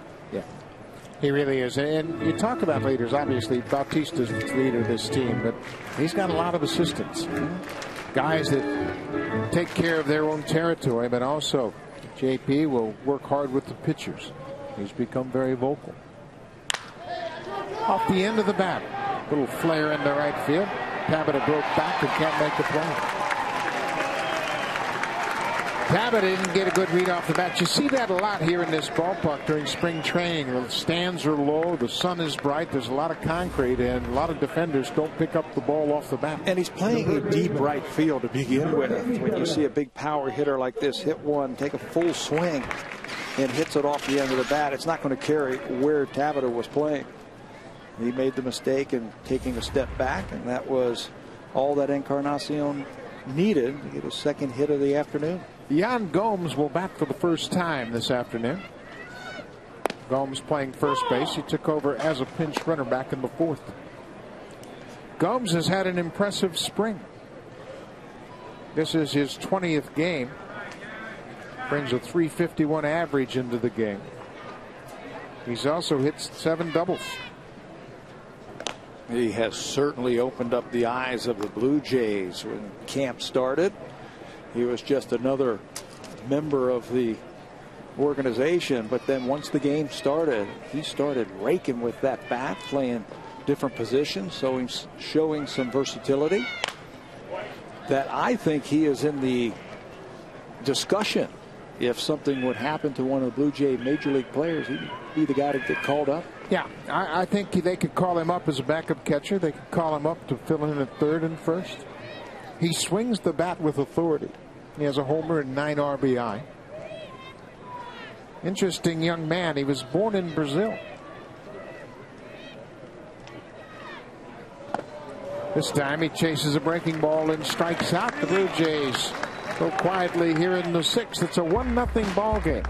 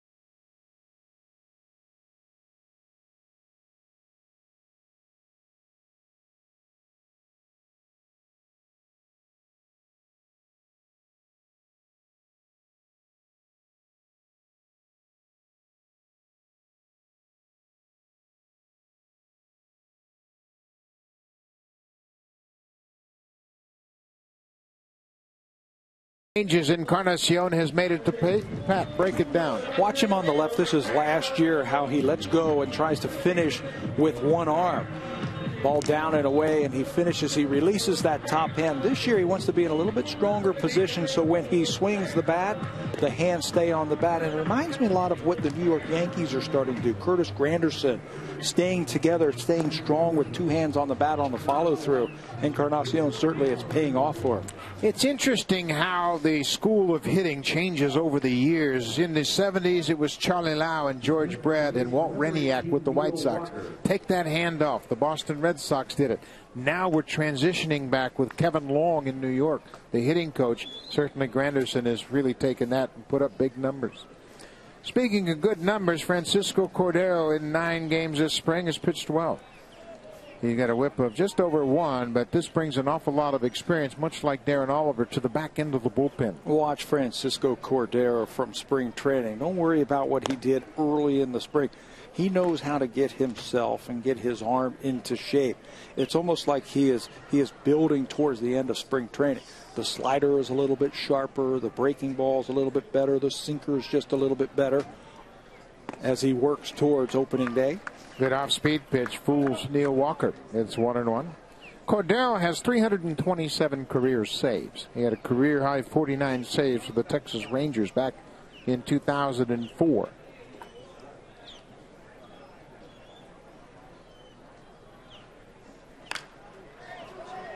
Left field, Thames on the run over to his right, makes the running catch, and Walker's retired.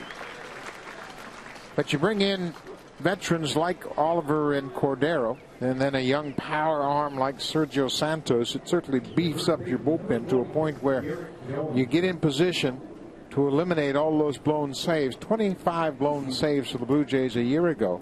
Certainly, as we prepared to start the 2012 season, you would think that might not be a problem. Well, they have weapons now. They've got guys with different styles, if you will, out of the bullpen. The two left-handers. Last year at this time, we could only say one, Mark Zebchinski. Now you've got Luis Perez with good fastball and a good slider. He's had an outstanding camp out of that bullpen. And then Darren Oliver, we got a chance to watch him last inning, how savvy and how he knows how to pitch. Cordero is a different type of pitcher. He's more of a sinker-slider type of pitcher now, later in his career. And then you've got the big power arm at the end in Sergio Santos. John Farrell's got a lot of weapons that he can go to towards the end of the game. Down and in. Cordero certainly knows the Pirate lineup. He pitched his last 4 seasons with Cincinnati. And prior to that, he spent a year and a half with the Milwaukee Brewers. So he knows just exactly how he wants to attack Garrett Jones.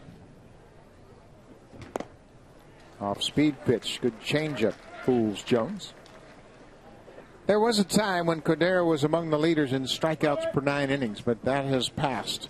He's now sinking the ball more. He looks for contact, trying to put the ball on the ground and give his infielders a chance to help him out. There's an example of that. Jan Gomes will go to the bag and win the race. 2 down. This copyrighted telecast is presented by authority of Rogers Blue Jays Baseball Partnership and may not be reproduced or retransmitted in any form. And the accounts and descriptions of this game may not be disseminated without the express written consent of Rogers Blue Jays Baseball Partnership. 2 outs here, top of the 7th inning in beautiful Dunedin, Florida. Blue Jays lead the Pittsburgh Pirates 1-0. Looking for their 24th win of the spring. Just the 2nd time in franchise history the Blue Jays have had a 20-win spring. The last time they did it was 1989 when they went on to win their 2nd AL East Division title. And people would say, well, they've had a great spring. Well, it doesn't mean anything.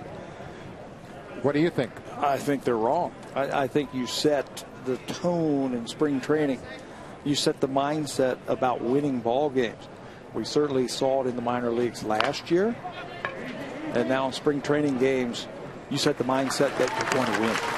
Pedro Alvarez goes quietly. Fernando Cordero makes quick work for the Pirates here in the 7th. Still 1-0.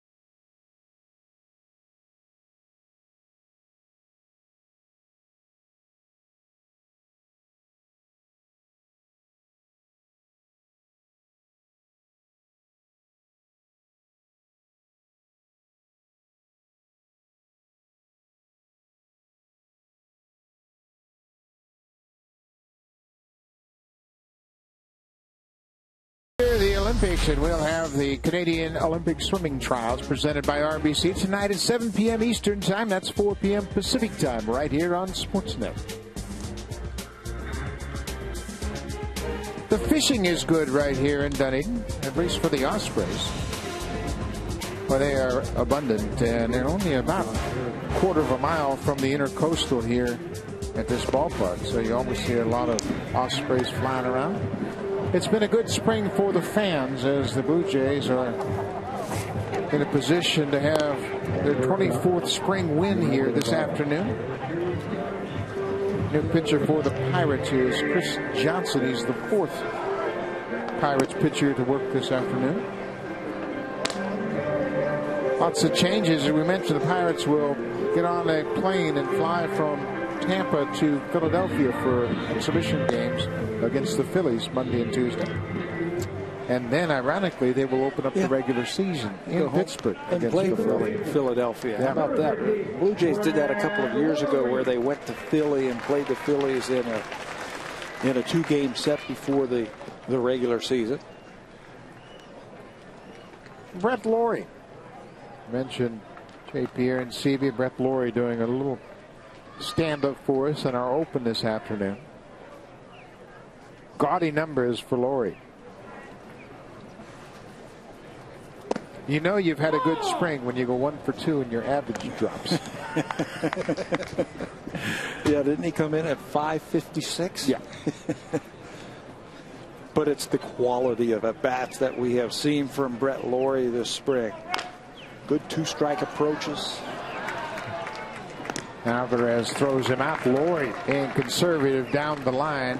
He has had some problem with a strained groin, and you can see he's not too pleased going after that pitch. Number 14, but he didn't give us that regular Lawrie effort. He knows he has been scolded by the coaching staff to make sure you don't do anything down here to re-injure that groin. They've had to throw up the stop sign when he goes to first base because he wants to steal, and they've said, hey, look, if you don't stop running, I'm going to take you out of the ball game. That's the only way I can stop you from running, just to save him for the regular season. Eric Thames, 0 for 2 this afternoon.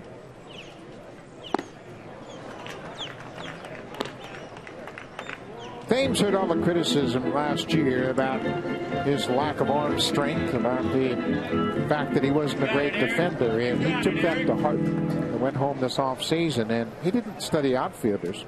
He studied pitchers. He looked at video of the pitching motion and tried to differentiate between the way he was throwing and how pitchers get so much velocity.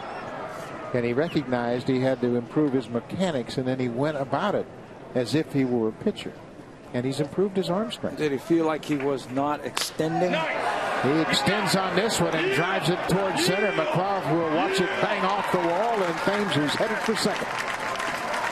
A one-out double for Eric Thames against a left-handed pitcher. And that's the one area where I think Eric Thames has improved this year.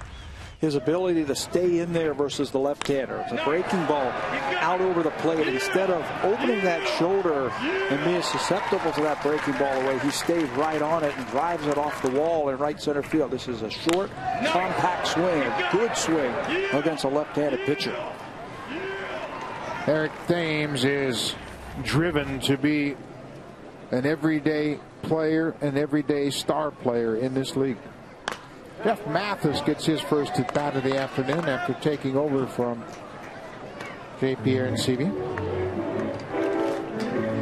Mathis picked up in the offseason from the Los Angeles Angels of Anaheim. He's 29 years old, turned 29 yesterday, and well, he's a good addition to this ball club. He has fit right in.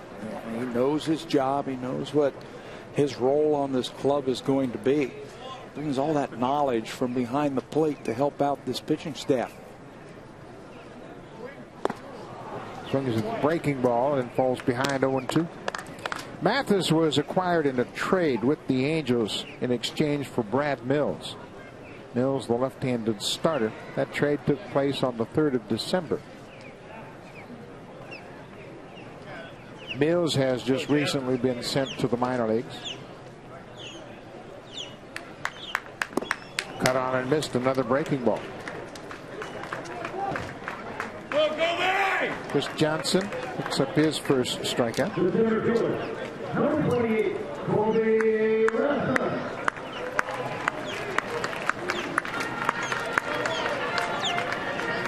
Colby Erasmus struck out against the left-hander Daniel Moscos back in the 5th inning. Gets another look at a lefty. Thames at second with 2 down. Pulled on the ground. Big hop for Josh Harrison, who just came into the game defensively. And the Blue Jays will leave a runner on. We've played 7 complete here in Florida. It's 1-0 Jays.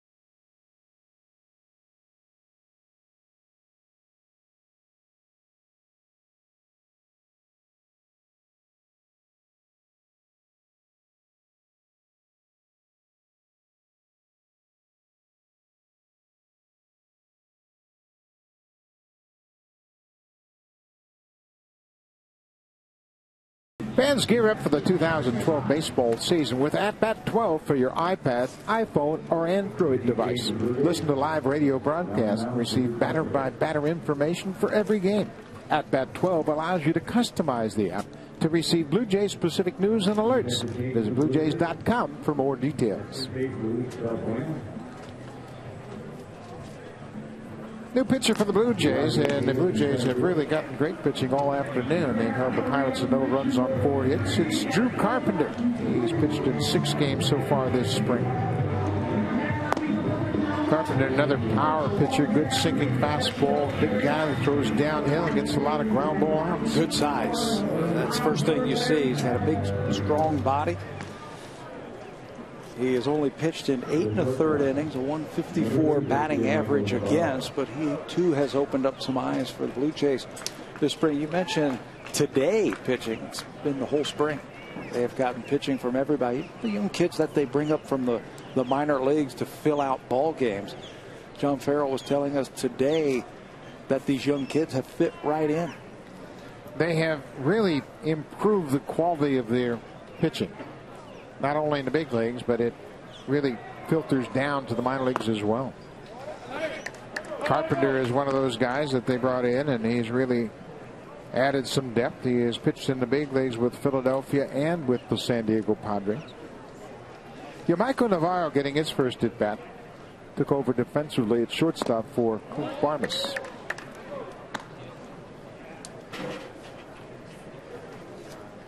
Navarro got some time a year ago with the Boston Red Sox.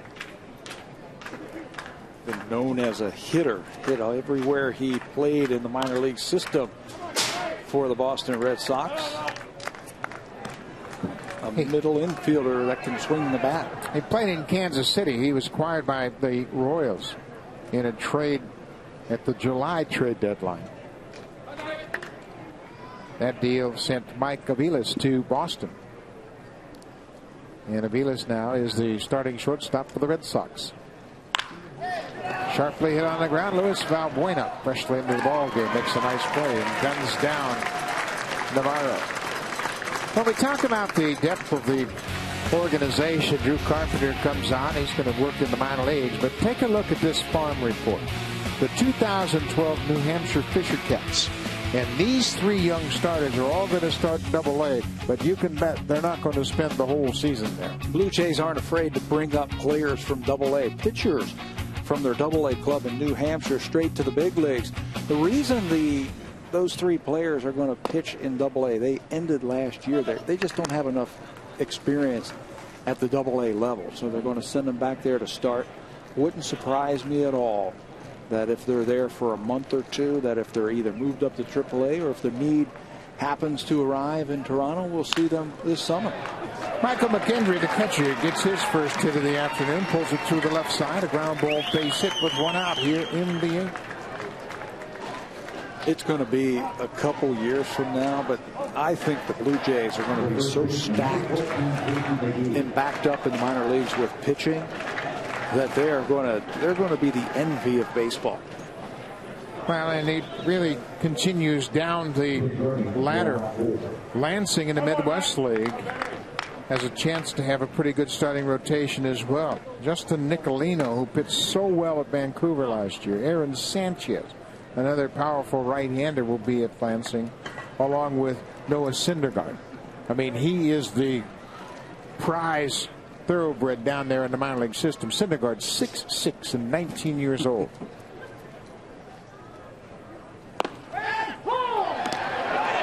Good snap throw by Jeff Mathis, and McHenry gets back just ahead of the tag. That's a pinch runner at first base. That is Brock Holt, who's come on to take over after pinch running for the catcher.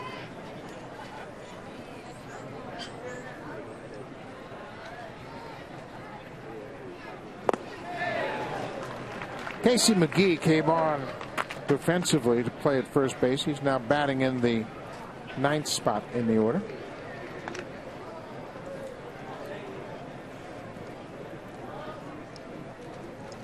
Had a big year a couple of years ago with the Milwaukee Brewers. McGee at third base.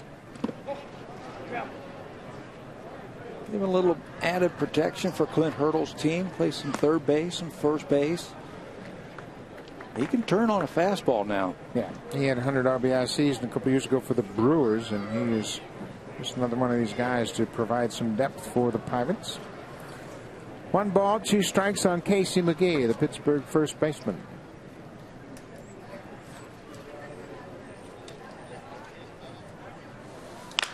Off the end of the bat, Kelly Johnson has but 1 play, and that's the first, and McGee's retired. Holt moves up on the 4-3 put out. I have been over to the minor league camp several times this spring and seen a lot of those pitchers. They have a 16-year-old pitcher from Mexico named Osuna, who looks like the late Aurelio Lopez. Throws hard. He's 16. They have a bunch of young kids, and of course, you know the big names. You know the Syndergaards and Nicolinos and Hutchisons and McGee's and those guys, but there are pitchers behind them. Another guy we saw the other day, Ryan Tepera. He's not really one of the guys that's been on the radar screen, but he's one of those guys that just wins. Was that Osuna kid the kid they said he's 16 years old and he's already up to 94 miles an hour? Oh, yeah. That was the kid? Yeah. He's a young prospect that will just get started. We saw Daniel Norris, the #1 pick, the left-hander. He's yet to pitch an inning in professional ball. Nate McLaughlin gives this one a ride, and it sails out of the ballpark, and Pittsburgh has taken a 2-1 lead. Nate McLaughlin drives the ball to the opposite field off Drew Carpenter, and Pittsburgh takes the lead here in the top of the 8th. Carpenter has got a big arm, but he's a sinker baller. He's got to keep the ball in the ballpark. This time it just leaks up. And good hitters are going to take that ball and hit it a long way. McLeod just a few years ago hit 26 home runs for Pittsburgh. Shows you why. Drives that ball to left field. Josh Harrison batting in the 2nd spot, takes a first pitch strike from Carpenter.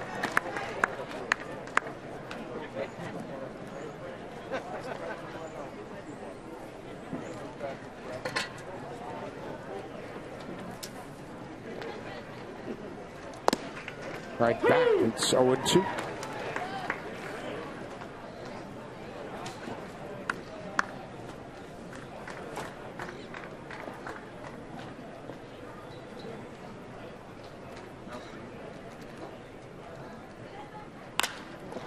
Popped into right field. Bautista over toward the gap. Rajay Davis into the game defensively, calls him off and makes the catch. But the Pirates saw a 2-run home run by Nate McLeod. They'll take it a 2-1 lead.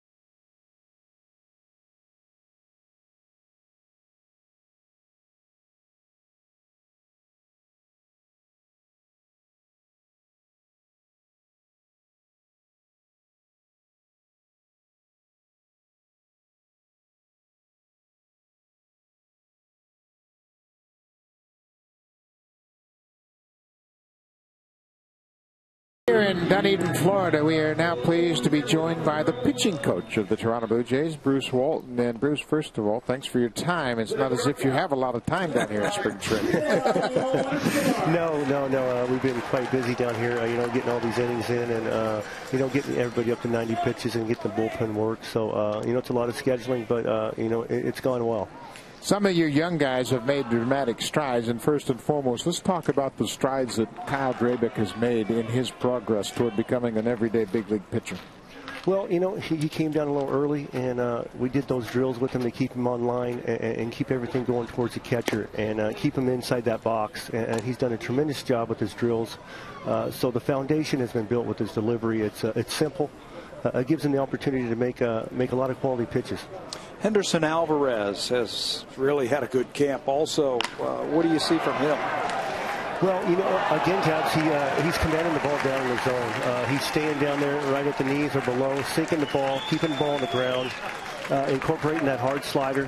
And we're throwing a couple different types of changeups now, one a little slower, one a little harder. And he just commands the zone so well with the ability to put the ball on the ground. And the Rogers Center is just a plus for us.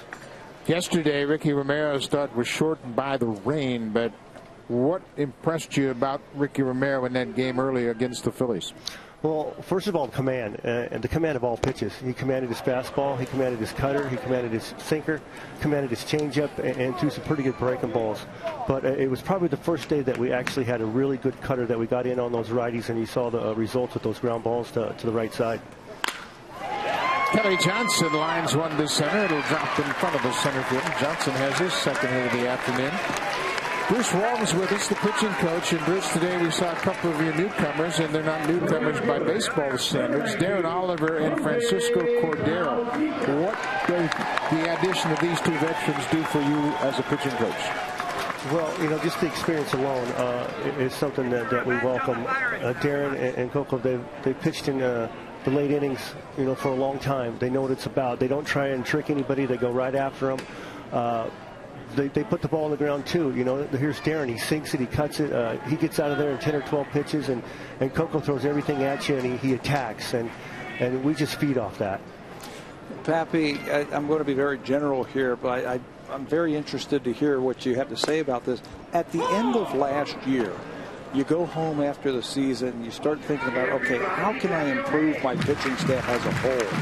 What kind of things did you say to yourself, and were you able to incorporate them this spring? Well, I think the first thing on my mind that I wasn't as happy with is the base on balls. We did walk a lot of guys. We picked at times. We attacked, but then we kind of got out of that for a while. The series in Boston comes back to me where, they roughed us up for 3 games, and I didn't think we attacked real well. We walked some guys. We put ourselves in bad counts. So come to spring training, I really emphasize counts, getting good counts, attack, and whatever happens, Tabs. And they have taken that very well. Bautista drives one to left, but it's going to stay in the ballpark. That's the second out of the inning. Bruce Walton, Brett Cecil was a subject of a lot of conversation early on. First, he got himself in great shape. Tell us where, in your mind, Brett Cecil is right now with his pitching. Yeah, Brett's in a pretty good place. We've had to adjust a little bit with the weight loss. He quickened up his delivery a little bit. So the rhythm and timing was a little off early in spring, but I think we've knocked that out. His secondary stuff has showed very well. His curveball is probably the best I've seen it. His changeup's always there. He's cutting the ball again, the last couple times out there. But just consistency, Buck. I'm looking for the consistency with the weight loss and his overall program. He's in good spirits. Well, he has certainly worked hard and gotten himself into shape to take advantage of this camp. Bruce Walton, thanks so much for your time. I know it's been a long spring for you, and I'm sure you will be happy to get to Cleveland and start for real. Yeah, we're ready to go. These last couple games are just tune-up games for our starters, but thanks, Buck, thanks, Tabs, and we'll see you up in Toronto. All right, good stuff. That's Bruce Walton, the pitching coach, and he has really logged a lot of hours, and you don't see behind the scenes how he has to set up the scheduling and throw all the side sessions and get everybody ready. These coaches, they spend an awful lot of time. He and Pete Walker, I haven't seen them all spring because they're always in the backfields working with the pitchers, if it's PFP, or like you said, working side sessions. They've got a lot of guys that they have to make sure they get their work in. And they're always down in that bullpen, always tinkering and always working. This is Ricardo Nanita, who is pinch hitting for EDWIN Encarnacion in the DH spot. Nanita played at Las Vegas last year, finished up the season in Las Vegas after starting out at AA New Hampshire. Got a very quick bat. He won the game last week against the Boston Red Sox with an extra inning base hit to right field. He can swing that bat.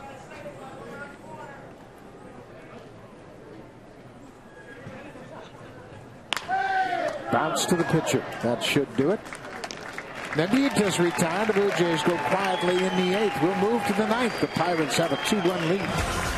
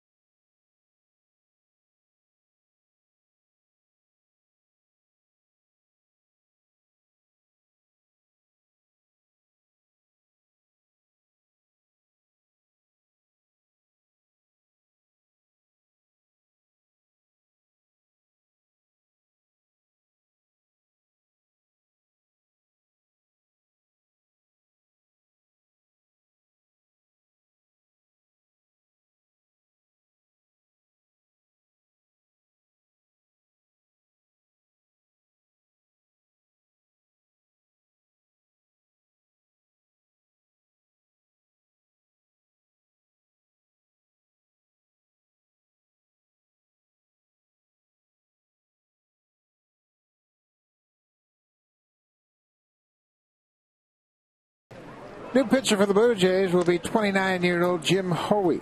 Hoey last pitched with the Minnesota Twins a year ago. He had some arm problems, and the Blue Jays picked him up on waivers in December.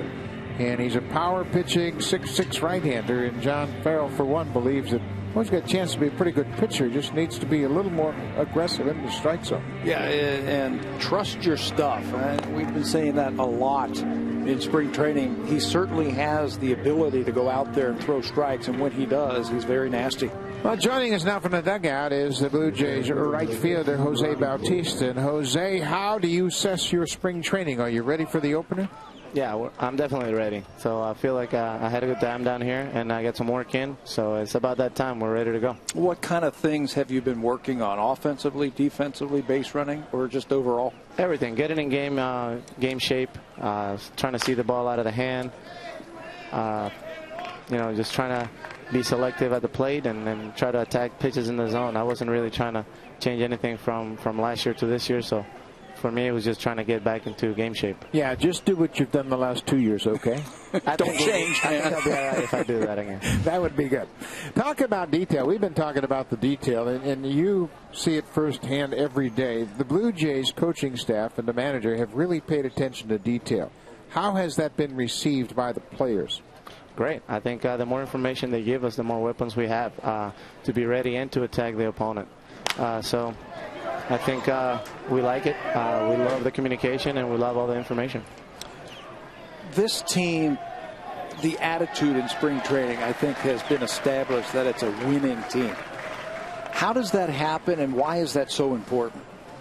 It just happens from feeling like you can and starting to do it. I think it started last year, it translated to spring training, and hopefully we can keep the ball rolling when the season starts. I think if we have health with the group of guys that we have here, I think we're going to have a pretty good year. Jose, you've seen some young guys come into camp, especially some young pitchers. Who has caught your attention? There's a group of talented guys out here. Henderson Alvarez obviously throwing the ball really well. Ricky, as usual. Brandon also.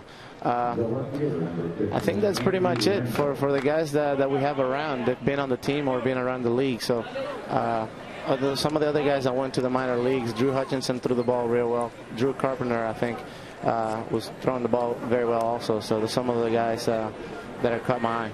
You've noticed some of the young players that have come to the Blue Jays in the last couple of years, Jose, Brett Laurie, Eric Thames, J. Pierre Ancibia. Talk a little bit about when you get that first year under your belt and you realize that you can play this game at this level. Yeah, it's a huge weight off your shoulders because there's always that uncertainty. You've played well in the minor leagues, and it happens going from A-ball to AA to AAA, so it does happen also coming from AAA to the big leagues. You feel confident in your abilities and you've had success, but it's a different game out here, and you're kind of starting from scratch. You kind of got to make a name for yourself, and there's always that little bit of doubt in your head that, what if? Jose, 81 and 81 a year ago, what does your team need to do to close ground and become a contending ball club? Just be consistent and remain healthy. Like I said earlier, I really like our team. I think we have a lot of talent, and we have a great mixture of younger guys with a little bit of veteranship around us also. So we have a lot of guys with a lot of energy. We can hit the ball, so we can also play good defense, and if we put all that together, we're going to be all right. Should be a promising season, Jose. Thank you so much for your time, and good luck this year. All right, thanks. Have a great year. Okay. Jose Bautista, pretty upbeat about this ball club, and pretty matter of fact. Consistency, catching the ball. They know they're going to score runs. So I guess it gets down to starting pitching again, eh? It always does, doesn't it? Whenever you talk about, well, who's going to win in this division, I think the place you have to point is that starting pitching, and they have made strides.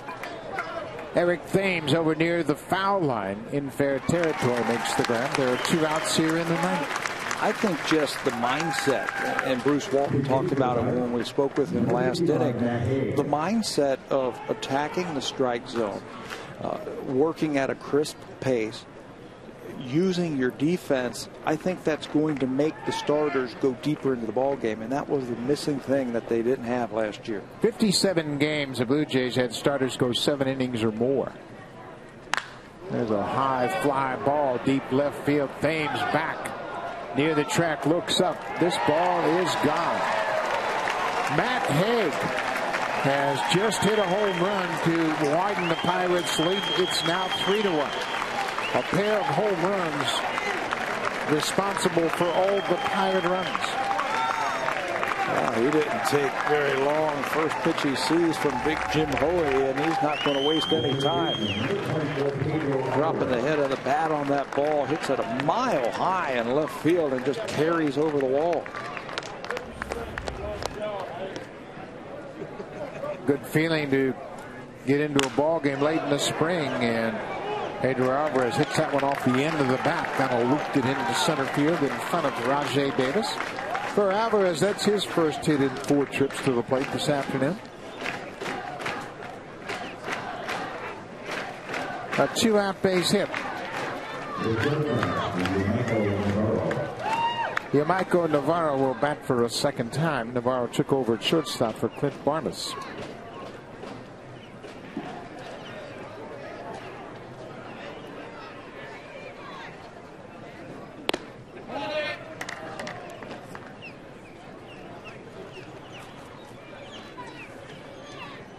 Jim Hoey is from Trenton, New Jersey. He came up with the Orioles for a first time back in 2006. Always working out of the bullpen. He's appeared in 61 games in the big leagues.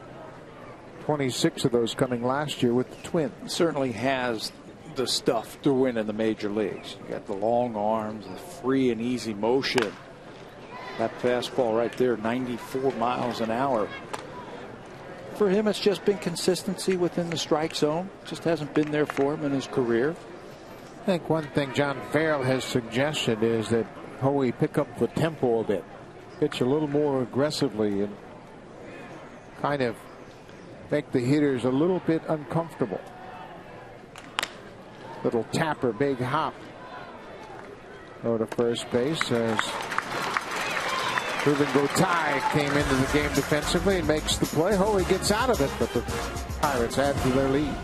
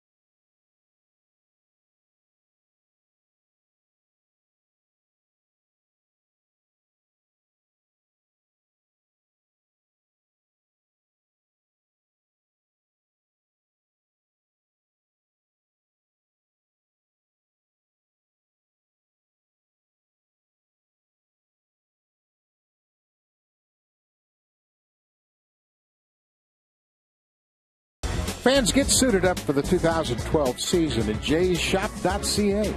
jshop.ca has the largest online selection of authentic Blue Jays caps, T-shirts, jerseys, and more. Visit jshop.ca or call 1-877-JSHOP. The new old logo is back, so you've got to re-gear yourself for the start of this 2012 season, and you can get it all right there at jshop.ca. I did. I loaded up. My wife went in there and dropped a bundle. Yeah, you got a couple of boys that need some new gear. That old black jersey is gone. Yeah. Got to get this logo and get up to speed. Oh, it's outstanding. You got ball caps, T-shirts, the whole works. Bottom of the ninth inning. Yan Gomes will lead things off. Gomes struck out back into 6 in his only at bat this afternoon.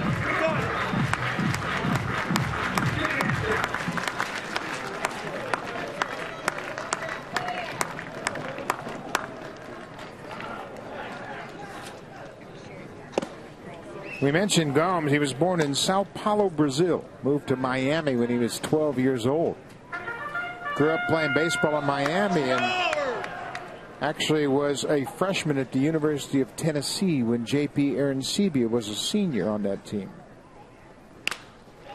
This ball jams him and he hits a little lazy pop-up into the shallow center. The shortstop, Navarro, makes the catch. Well, it won't be long. We'll be cranking it up for real. Thursday afternoon, the Blue Jays will be in Cleveland to take on the Indians. We'll be there opening day festivities Thursday. It all begins at 2:30 p.m. Eastern Time. That's 11:30 a.m. Pacific Time. Should be Justin Masterson against Ricky Romero in that opener. Should be a lot of fun. I've been following the Cleveland Indians this spring. They have not been hitting the ball very well. They can pitch the ball and they can catch it. That lineup is loaded with left-handed batters, the Cleveland Indians, and that should fit right in with Ricky Romero. Yeah, and the Indians don't have a lot of pop. No. They don't have that traditional power at third or first. Casey Kotchman is slated to be their first baseman. Jack Hanahan is a great defender, but he didn't have a whole lot of home run power. They've got home runs in right in Sin-Shu Chu. They've got a little power in left in Shelley Duncan, who appears to be the opening day left fielder. And Santana, the catcher, he can rake 27 home runs last year. Luis Valbuena lines one to center field, and there are 2 quick outs here in the ninth. But they can pitch. Their starters are as good as anybody, I think, in the American League when you can throw Masterson and Derek Lowe and Bono Jimenez. Josh Tomlin is a very underrated starter. Derek Lowe, by all accounts, is throwing the ball very well out in Arizona. Rivaldo Jimenez is the one that'll make you scratch your head. He hasn't thrown well since the Rockies got rid of him. Eric Thames had a booming double off the wall in center field his last time up. And rips his first pitch he sees into center. He's 2 for 4 this afternoon. Eric Thames is ready to start the season. Yeah, why wait around? First pitch swinging Eric Thames. He was robbed of a hit his first time up. Hit a ball squarely off the pitcher's glove. That ended up being a double play, and then doubles off the right field wall and then sends one right back through the middle sharply. That's a good-looking swing right there. Jeff Mathis struck out in his only at-bat. That came back in the 7th. Pirates lead at 3-1. First pitch strike. Take your pitch. Take your pitch.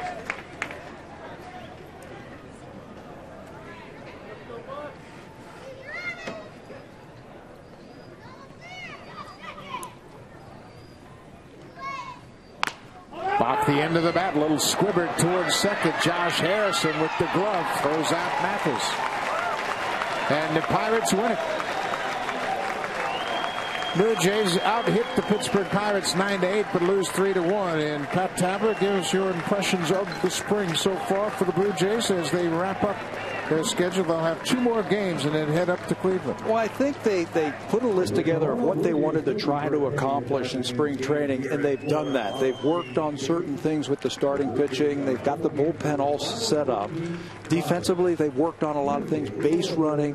The batters have gotten their 50 or 60 at-bats. I think they're ready to get going and get the season started the last couple of days in spring training. We were talking to Luis Rivera today, and he says, throw out the baseball record